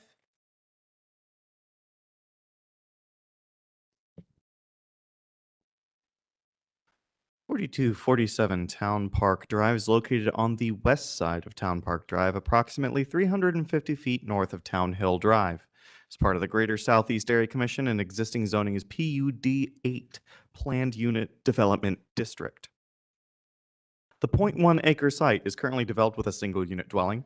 Surrounding uses include similar single unit dwellings to the north, south, east, and west, and green space to the east. To the single unit dwellings to the north, south, and west. I'm so used to saying all four of them at the same time. And green space to the east.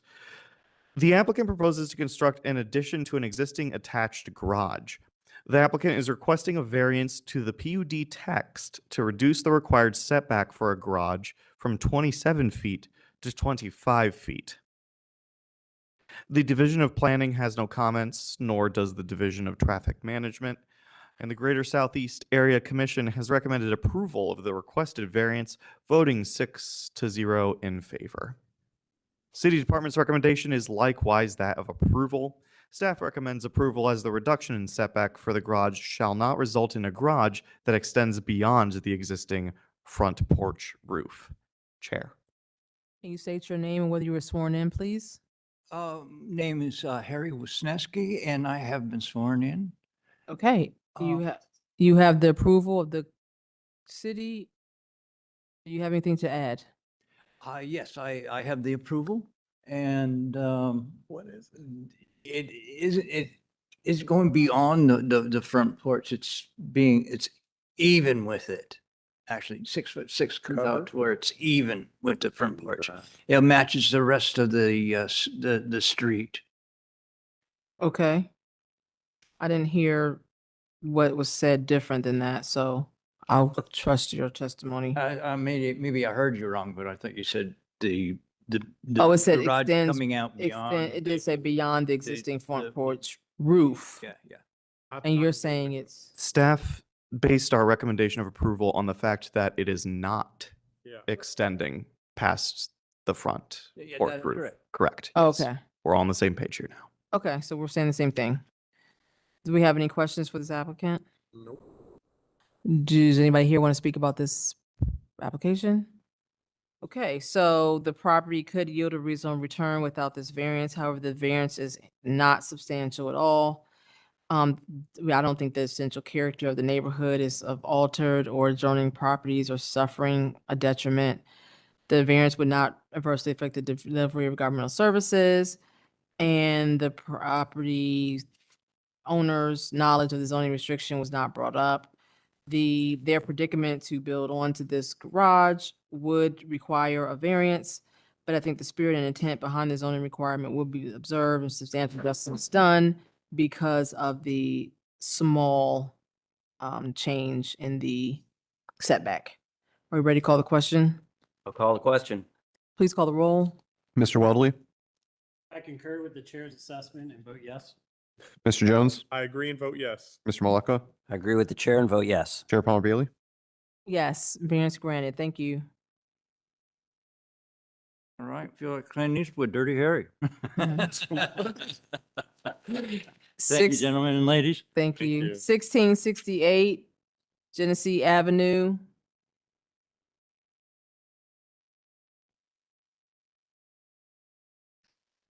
BZA 26-00026 for 1668 Genesee Avenue. It's located on the north side of Genesee Avenue, approximately 270 feet west of Cleveland Avenue, zoned R3 residential and located in the North Linden Area Commission. The 0.11 acre site is developed with a single unit dwelling. Surrounding uses are primarily single unit dwellings with a few 2-unit dwellings, a parking lot directly to the east, and mixed use commercial further to the east. The applicant proposes to convert an existing detached garage into accessory dwelling unit and is requesting a variance to reduce the eastern side yard from 3 feet to 2 feet. This property was the subject of BZA 25-117, which granted variance to increase the height of the detached garage to 20 feet. And if you guys remember, there was another ADU on the agenda, and you had informed the applicant that if this was going to be utilized as an ADU, to make sure it is filed correctly. They revised their zoning permit, the building permit, and that's what now has triggered this additional variance on top of the original. The planning division has no comments on the requested variance. The Division of Traffic Management requested information on how the residents of the proposed ADU would access the public sidewalk along Genesee. This comment has been resolved. The North Linden Area Commission recommends approval with a vote of 5-0, and staff recommends approval of the requested variance as is a minor reduction in the directly adjacent property is currently a parking lot, and if developed in the future, the proposed ADU will be a known condition. I have a question, Stephen. So thank you for clarifying that we approved something else. So I want to make sure that we're not approving two extreme things that I was not previously aware of. So you said we approved the height. So that's the house in front? Yes. And so we approved it. What was our mindset like? What were we approved a height variance for something that didn't exist. You approved it, so they received a code violation for work without a permit. So this picture was actually taken prior to the last BZA. So did we approve a height variance for a garage? Correct. And now they're just calling it an ADU, so it does not matter what we did before, is that right? Yeah. Thank you. Sorry. Yeah, they had the first action and then they revised the plans that it's now an ADU.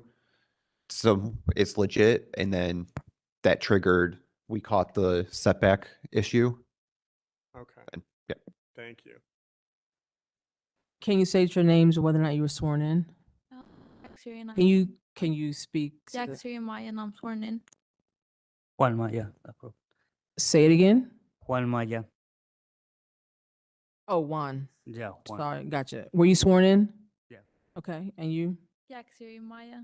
You're gonna have to speak really loud because I cannot hear Siri you. Maya. Say your first name again. Jack Siri Actually, Samano. Okay. Maya. Maya. Maya. Yeah. Gotcha. Oh, it was Juan and Maya. Okay, got it. 3 to 2 feet, not significant. Anything else you want to add to the application? You already have the approvals from the city and the Northland area. Nomás la recámara, pues el departamento arriba. Yeah. So this would be for our ADU and then our setback, correct? Yes. Okay. That's it? Yeah. Okay. Anybody else want to speak about this application? Do we have any other questions for this applicant? Okay. So the property in question could yield a reasonable return without the variances. However, the variance is not substantial, going from 3 feet to 2 feet. The character of the neighborhood is not altered and the adjoining properties do not suffer detriment. The variance would not adversely affect the delivery of government services. The property owner did not know about the zoning restriction related to the ADU. And the property owner's predicament could not be obviated through another method. The spirit and intent behind the zoning requirement would be observed and substantial justice done by granting the variance because of the small reduction in the side yard. Are we ready to call the question? Call the question. Please call the roll. Mr. Jones, I agree with the chair's assessment and vote yes. Mr. Maleka, I'll concur with the chair and vote yes. Mr. Webley, Concur as well and vote yes. Chair Palmer Bailey. Yes, variance is granted. Thank you. Thank you so much. 6909 Olentangy River Road. Water. What?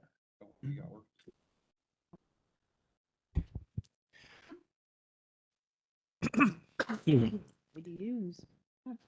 6909 Olentangy River Road is located on the west side of Olentangy River Road, approximately 250 feet south of Curley's Court. The site is developed with a single unit dwelling and a detached garage. Surrounding uses are residential to the north, south, and west, and Interstate 315 to the east. The applicant proposes to convert a detached garage into an ADU. A variance is being requested to allow an ADU in front of a principal dwelling. Division of Planning has no comments. Division of Traffic Management states that a right-of-way dedication of 50 feet from the center line of Olentangy River Road will be required per CCC of 4309.17. The Far Northwest Coalition of Columbus recommends approval with a vote of 5 to 0. Staff can also recommend approval because the request is limited to converting an existing detached garage into an accessory dwelling unit. The location of the detached garage in front of the principal dwelling is an existing site condition, and the proposal will not increase the footprint of the existing structure or negatively impact the surrounding properties. Chair. Can you state your name and whether you're sworn in? Yes, Dustin Mondrak with Millen Architects, representing the owner. I have been sworn in. Theodore Lynn, property owner, and I have been sworn in. Okay, who's going to speak? If you have anything to add to the application? Well, I appreciate the presentation, and it seems like you guys get a little bit more animated as the evening goes, so it's fun. This property has a really long history. Our office developed this originally back in 1973, 1974. It is an award-winning project. Gene Milhone received an AIA Columbus and AIA Ohio award back when it was originally developed, and it has since won an AIA 25-year award as well. When it was originally approved, it was Franklin County. It was unincorporated, and the finished studio space above the existing garage was approved. And it has sat that way until its present day. In 1993, somewhere around there, the city of Columbus annexed the property. There weren't any changes to the development. The site has remained as is. until the current sale to the current owner. And their desire is to simply just add a kitchen and bedroom to the existing studio space above the garage. So really nothing changes visually. Nothing changes to the footprint of the house. Nothing changes to the site. Nothing changes to the experience or the fabric of the neighborhood at all. So we are here simply because although ADUs are permitted, as you know, the language is probably narrowly authored, assuming that most ADUs would occur in a rear yard. This garage and studio space just happens to be in front of the house, and you can see that the architecture is kind of unique in that respect. So. Okay. Is there anybody here to speak about this property application? Do we have any other questions from the board? Okay, the property in question could yield a reasonable return without this variance, as it has been existing as a residential unit and a garage. The variance on its face seems substantial, asking for an ADU in the front of the property, but there's already a existing structure there that will be converted. Thus, the essential character of the neighborhood would not be substantially altered and adjoining properties not suffer substantial detriment. The variance would not adversely affect the delivery of government services. The property owner's knowledge of the zoning restriction was not relevant to this discussion. But their predicament to use that garage as a different structure could not be obviated through another method. I think the spirit and intent behind the zoning requirement would still be observed and substantial justice done by granting the variance. Are you ready to call the question? I'll call the question. Question's been called. Please call the roll. Mr. Maleka, Concur with the chair's analysis and vote yes. Mr. Wadley, I concur as well, vote yes. Mr. Jones, I concur and vote yes. Chair Bailey. Yes. Congrats, variance granted. Thank you. Yep. Thank you all. Thank Appreciate you. it. 3176 South High Street.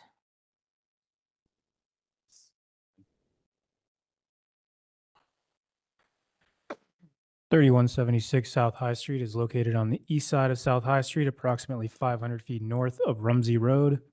It's zoned CAC Community Activity Center and is within the far South Columbus Area Commission. The 9.9 acre site is developed with a religious facility.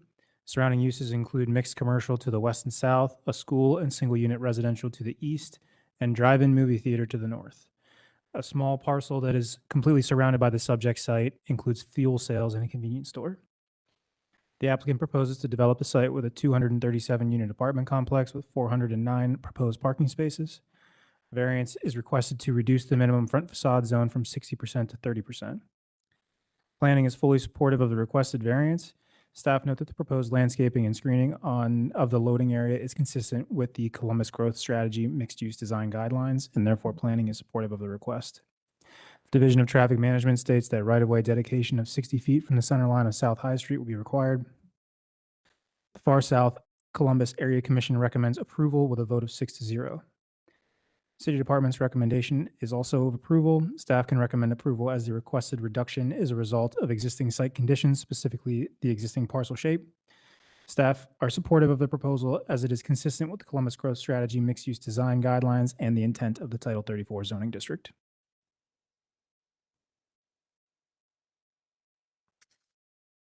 Can you state your name and whether you were sworn in? David Hodge, attorney for the applicant, and I have been sworn. Okay. You have the approval of the city and the Columbus Area Commission. Do you have anything to, I'm sorry, the Far South Columbus Area Commission, do you have anything else to add to the application? I do not. Great project here, 237 units, all of which are being offered at 60% of the area median income, supported across the board. Variance is necessary due to the site configuration. If you look at the map, there's a convenience store that takes up most of the frontage, and so it makes it practically difficult or impossible to meet this Title 34 facade width requirement. So I respectfully request your approval, and I will do my best to answer any questions. Do we have any questions for the applicant? Nope. Is there anybody here that wants to speak about this application? Mr. Hodges, a compliment for the use of non-rectilinear. I've not heard that term, but I like it. You know, I shouldn't admit this on the record, but it's amazing when you use Chat GPT and Claude to help you formulate your arguments. You come up with words you might not be in your lexicon. Okay. Okay, so the site could yield a reasonable return without the variance. The variance appears substantial to reduce the facade from 60% to 30, but based on the testimony of the applicant, the only reason that is because of the frontage is occupied with an existing building. I don't think the essential character of the neighborhood is substantially altered, nor would adjoining properties suffer a substantial detriment. Governmental services would not be adversely impacted. The property owner's knowledge of the zoning restriction was not really discussed or relevant here. Their predicament required a variance to build the structure that they're trying to build. And we appreciate that it will have the required parking spaces. The spirit and intent behind the zoning requirement would be observed and substantial justice done by granting the variance. Are we ready to call the question? I'll call the question. Question's been called. Please call the roll. Mr. Weatherly, I concur with the chair's assessment and vote yes. Mr. Jones, I concur and vote yes. Mr. Maleka, I agree with the chair and vote yes. Chair Bailey. Yes, variance granted. Thank you all. 841 South Front Street.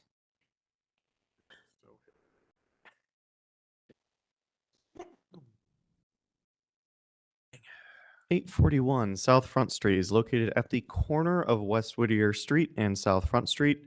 It's part of the Brewery Historic Resources Commission, and existing zoning is UCT Urban Center District. The 0.9 acre site is currently developed with a warehouse. Surrounding uses include a mix of multi-unit dwellings to the north, south, and east, and a rail line to the west. The applicant proposes to convert the existing structure into a 110-unit apartment building. The applicant is requesting variances to reduce the width of a parking space from 9 feet to 8 feet, to reduce the ground floor depth requirement from 12 feet to 0 feet, to allow parking and storage in that depth requirement, that is, and to reduce the number of required bicycle parking spaces from 55 spaces to 26 spaces. The Division of Planning has no comments and defers to the Historic Resources Commission. And at the time of writing this report, discussions were still ongoing between the Division of Traffic Management and the applicant regarding traffic's position on the bicycle parking reduction, as well as the parking space size reduction. We have since gotten an email from Public Service regarding the number of bike parking spaces, and they are urging the full 55. At the time of writing this report, the Brewery Historic Resources Commission has not issued a recommendation on the requested variances, but as I understand it, the applicant had said that they would be able to produce that recommendation in time for the hearing, so I will let them speak to that. The City Department's recommendation, this is going to be a split recommendation, but since we treat each proposal as the entire set of variances, City Department's recommendation is that of disapproval. While staff are fully supportive of the variance to ground floor depth in the interest of preserving the existing structure as an adaptive reuse project and due to the current site layout, staff does not, however, support the variances to reduce the required number of bicycle parking spaces and the parking space size reduction for the following reasons. First, for beneficial use without the variance, the ground floor depth variance notwithstanding, the site would still achieve a beneficial use without the variances pertaining to bicycle parking and parking space dimensions. 2, is the variance substantial? The parking space dimension variance may not be substantial in scope, but the variance to bicycle parking would result in the required number of spaces being reduced by 50%, which is substantial. 3, essential character of the neighborhood altered. The bicycle parking variance in particular would go against the character of this neighborhood, as this site is uniquely positioned at the entrance of the Scioto Audubon Metro Park with access to the lower Scioto Greenway bike path, offering significant opportunities for bicycle use for residents, both as a commuting option and for casual use. 4, governmental services affected. It would not appear that the governmental services would be affected by granting the requested variances in a meaningful way. 5, knowledge of the zoning restriction. Staff cannot speak to the applicant's knowledge of the zoning restrictions prior to this project. 6, predicament feasibility without variance. The ground floor depth variance notwithstanding, again, this predicament can be obviated without variance to the parking space dimensions and the bicycle parking minimums, as there is no minimum for the motor vehicle parking in the UCT Urban Center District. A reduction in the number of vehicle parking spaces can be made without a variance in order to facilitate both code compliant parking space dimensions as well as providing a sufficient number of bicycle parking spaces. 7, spirit and intent and substantial justice.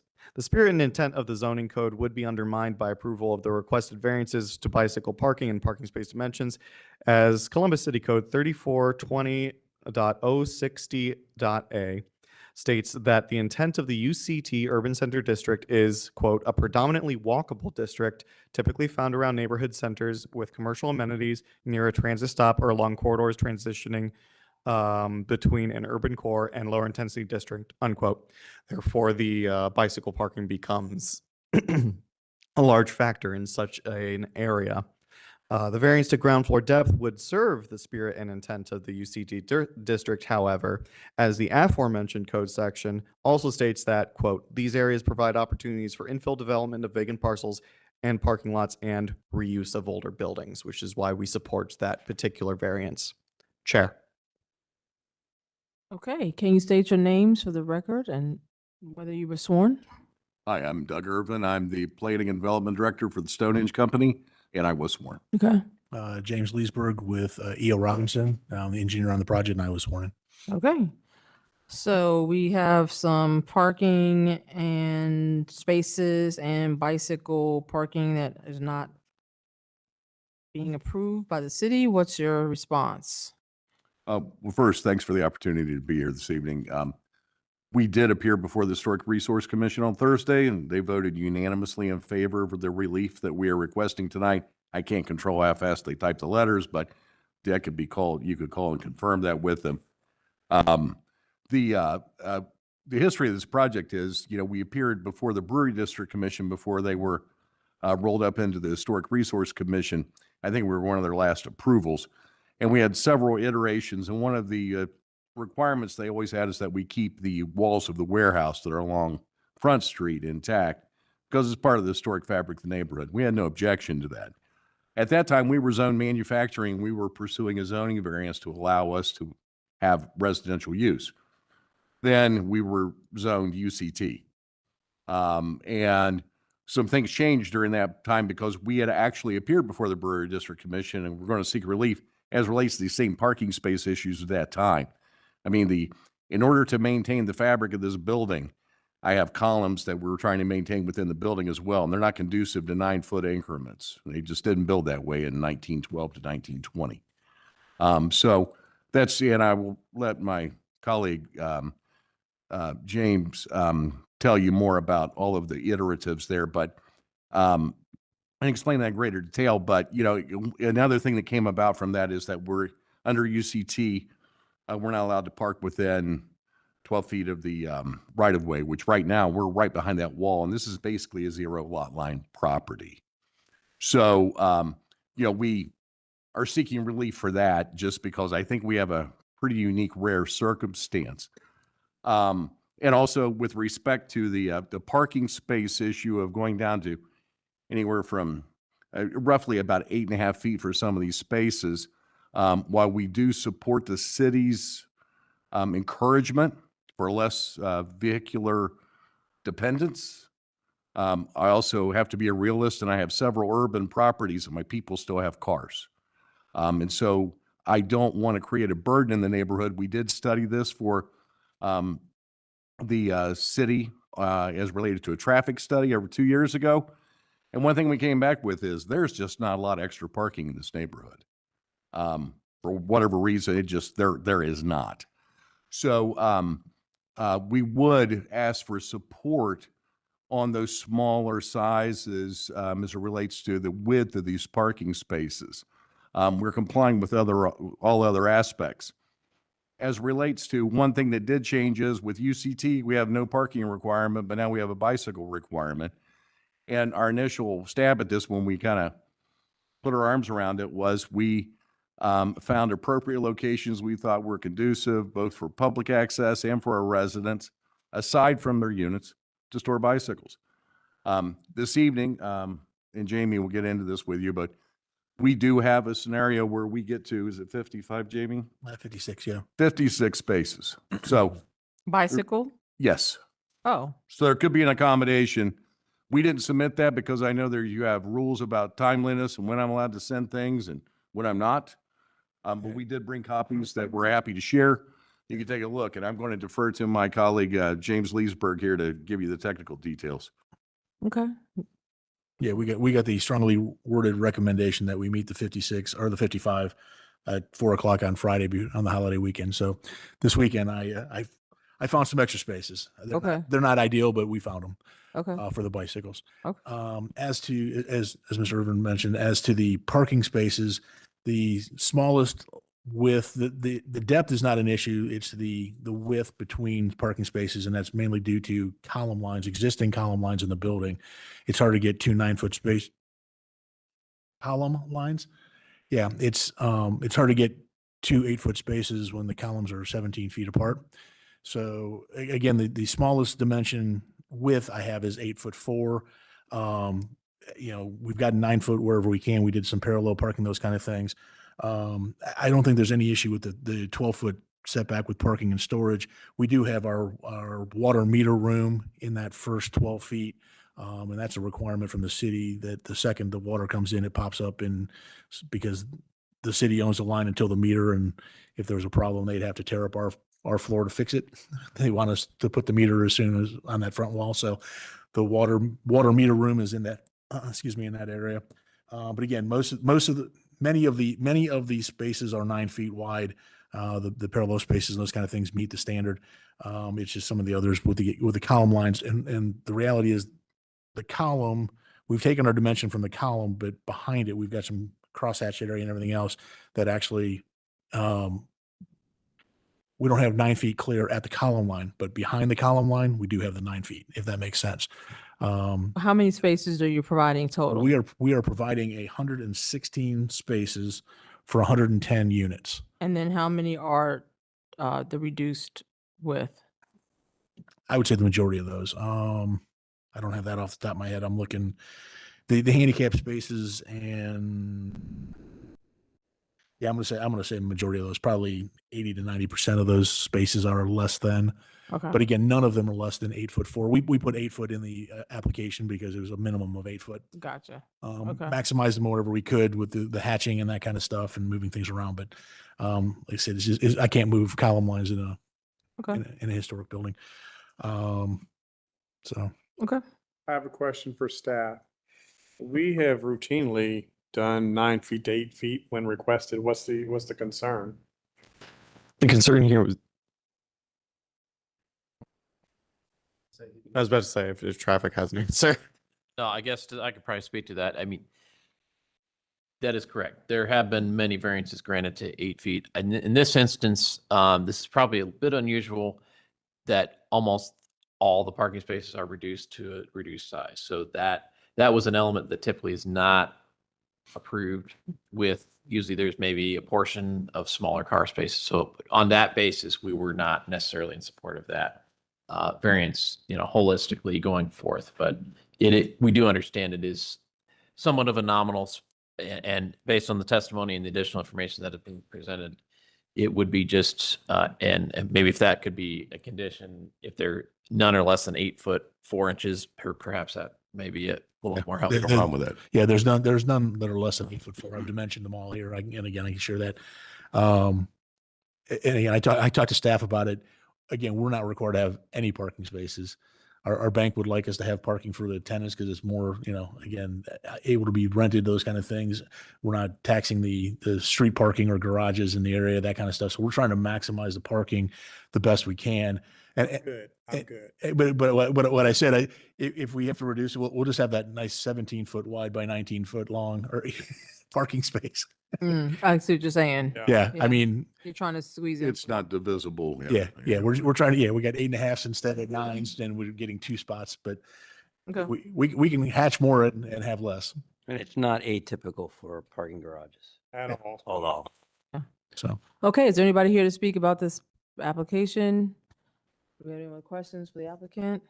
Chair, I have a quick question. Is it fair to say we could remove the request to reduce the bicycle parking? It is. yes. So we're removing 34E 20.060.g. Okay. So we are going to vote on the parking space reduction from 9 feet to 8 foot with a condition that no spaces are less than 8.4. 8'4" yes. 8 feet for. 8 foot, I'm sorry, 8 feet 4 inches. And then we're also voting on the reduce the ground floor depth requirement from 12 feet to 0 feet to allow parking and storage. Okay, so the property in question could yield a reasonable return without these variances. The variance is not substantial. Reducing the parking spaces by less than a foot. The essential character of the neighborhood would not be substantially altered, and adjoining properties would not suffer substantial detriment as a result of these parking space changes.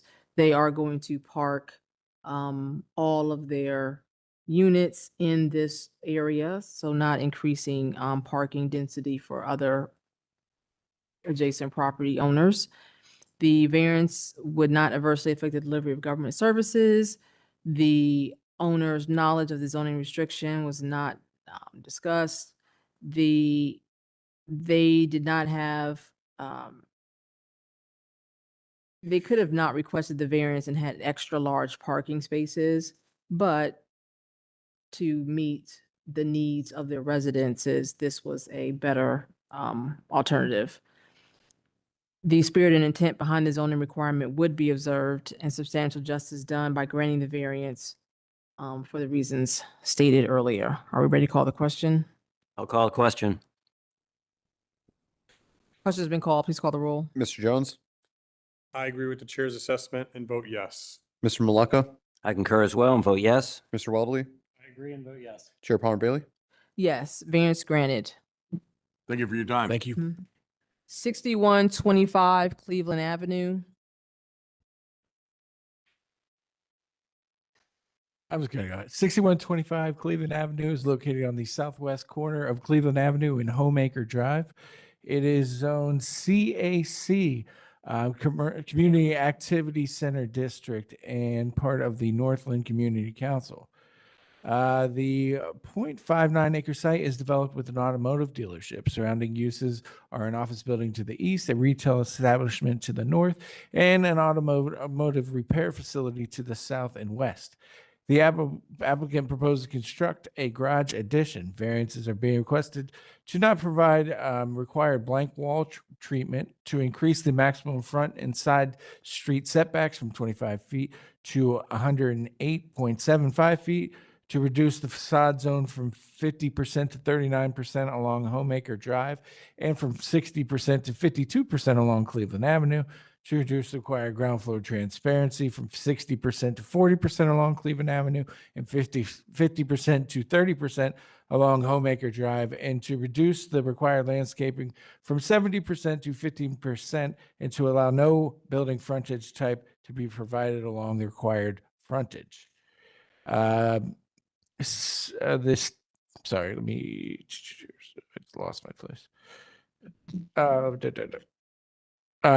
Planning staff note that the proposal is located within the Title 34 district. Accordingly, to maintain alignment with the policy established by council to promote walkable mixed-use development, staff applies a higher level of scrutiny to variance and rezoning requests in these areas, in addition to land use plan and design guidelines. Staff note that the proposed sidewalk connection along Homemaker Road, the Northland Area Plan recommends that additional streetscape improvements be considered on major arterials, including Cleveland Avenue. Therefore, staff requests additional landscaping and street trees along Cleveland Avenue frontage for consistency.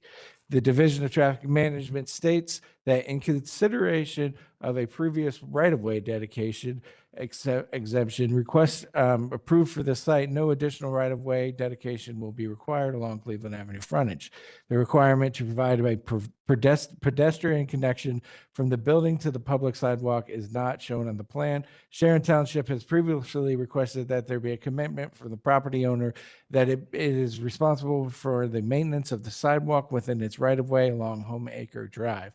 It would be requested that there be an opportunity to address these comments during the presentation of the staff report on Tuesday evening, which you will be allowed to. Also, it would be requested that the following item be added as a condition to the board order, that the property owner shall be responsible for maintenance of the sidewalk along Home Acre Drive frontage that is within the jurisdiction of Sharon Township.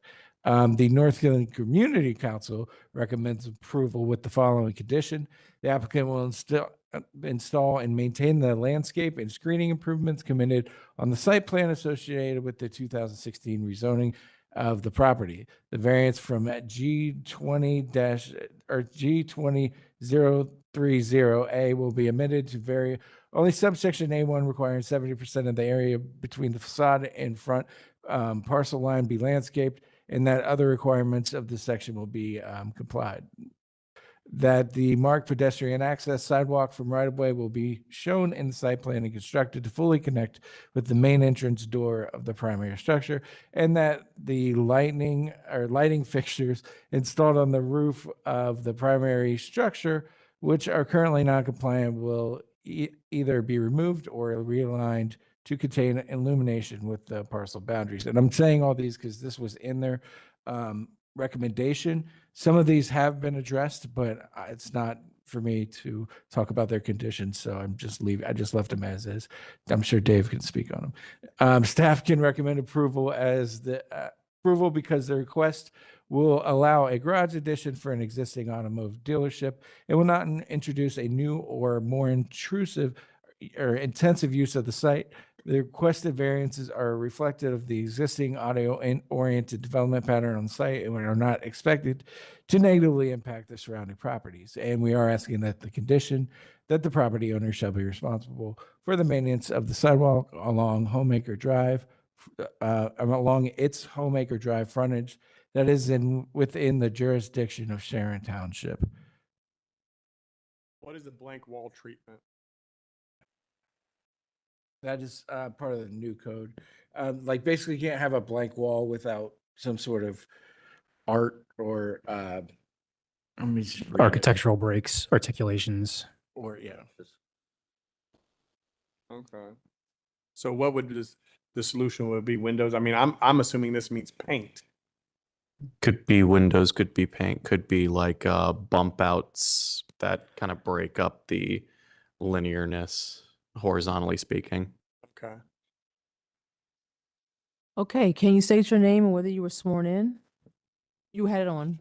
My name's Andy Vogel. I'm the architect and I was sworn in. Okay. So walk us through like, the I guess the first question is the blank wall treatment. Why are you not able to provide something there? So basically, the gentleman is expanding his service space to put in a paint booth in the back. And the addition is on the back of the building. And we have a large garage door there and there's really nothing to kind of see inside. So we've got a man door, we've got the garage door, but there's no other articulation or anything that's needed on there. We thought windows looking into a garage with a paint booth was not going to be attractive. So we're asking for the variance there. Okay.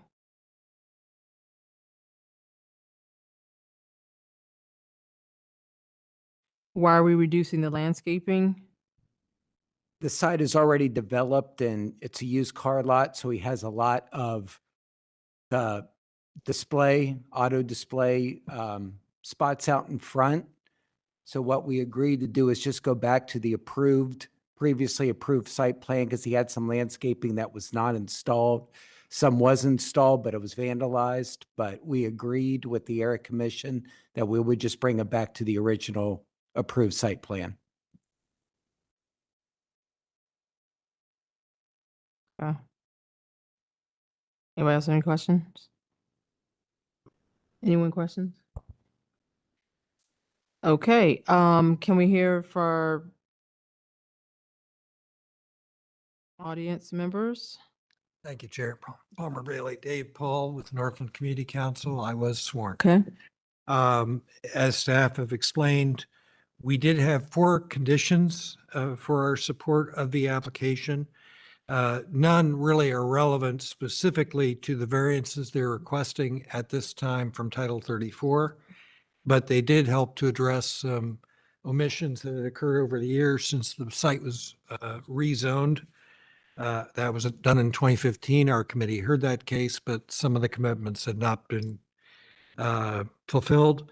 That included screening commitments, and as Mr. Vogel has explained, we agreed with him that they would basically complete those improvements in terms of screening with this latest zoning action. We also just want to refine the variance from G20030A to only refer to the 70% of the area between the facade and front parcel line, because there are other provisions in that section that I don't think we intended actually to vary from. So we wanted to make that as specific as we could. Say it again. He's requesting variance from G20030A. Yeah, landscaping. Yes. And I don't recall all that is in that section at this moment. Perhaps staff can help, but specifically they are requesting variance from subsection A1. That's what it says. Okay. And so that's probably been changed in the application. Oh, okay, yeah, because it says A1 landscaping to reduce required landscaping from 70% to 15%. That is one of the ones that I said would be addressed, but I didn't want to remove the comment from, it's their comment. Got you. You know what I mean? Okay, That's different than what was presented to us when we sat down and met Okay. with him in March. fair. So that's been complied with our condition. We asked that the marked pedestrian access sidewalk actually appear on the site plan. I'm assuming that has been done now. That appears on the site plan. Is that right? Site on Homemaker? We're talking about the access sidewalk from the right of way. What? I believe that's from Cleveland Avenue. Cleveland. So we're not stamping the site plan, That's what I said. I'm just leaving. so Okay, that's not gonna be a, fair enough. yeah. And okay. And the last item was simply that the lighting fixtures that have existed for some time on this structure actually are aimed out onto the right of way as opposed to being contained in the parcel. And we asked the applicant to address that. It would be a code enforcement violation anyway, if code enforcement went there to look at it. But we made that a condition of our support as well. And I believe you've indicated the owner will address that. Yeah. Okay, so that being the case, our committee does recommend approval of this application by a vote of 16-0. So I'm not inclined to add your conditions to our vote. Just because I don't think that we need to add code compliant items that the property owner already has to do. I would not disagree with you. To- That's fine. They were a condition of our support. Yes, We and you can communicated support- that to the applicant. I'm comfortable that that will be resolved in as it should be, but I don't want to condition that to our vote. And that's, I didn't put it in our Yeah, recommended. I saw that. Yeah. for- Yes, Yeah. I think that makes sense. Okay. I just didn't want you to be Thank you. ignored. Okay. Let's go through the property in question. I think could yield a reasonable return without these variances that it has been operating. I think the variances are not substantial. The applicant has been able to speak to why the property is unique and some of the things not able to be complied with, specifically the landscaping and the windows in the back. I was satisfied that those would not alter the essential character of the neighborhood and would not substantially affect adjoining property owners. The variances would not adversely affect the delivery of governmental services. The property owner's knowledge of the zoning restrictions was not addressed. Their predicament could not be obviated through another method other than the variance. but I think the spirit and intent behind the zoning requirement would be observed and substantial justice done by granting the variance. Are we ready to call the question? I'll call the question. Question's been called. Please call the roll. Mr. Malika, I concur with the chair and vote yes. Mr. Waldley, Mr. Jones, Chair Palmer Bailey. Yes, variance is granted. And our meeting is adjourned.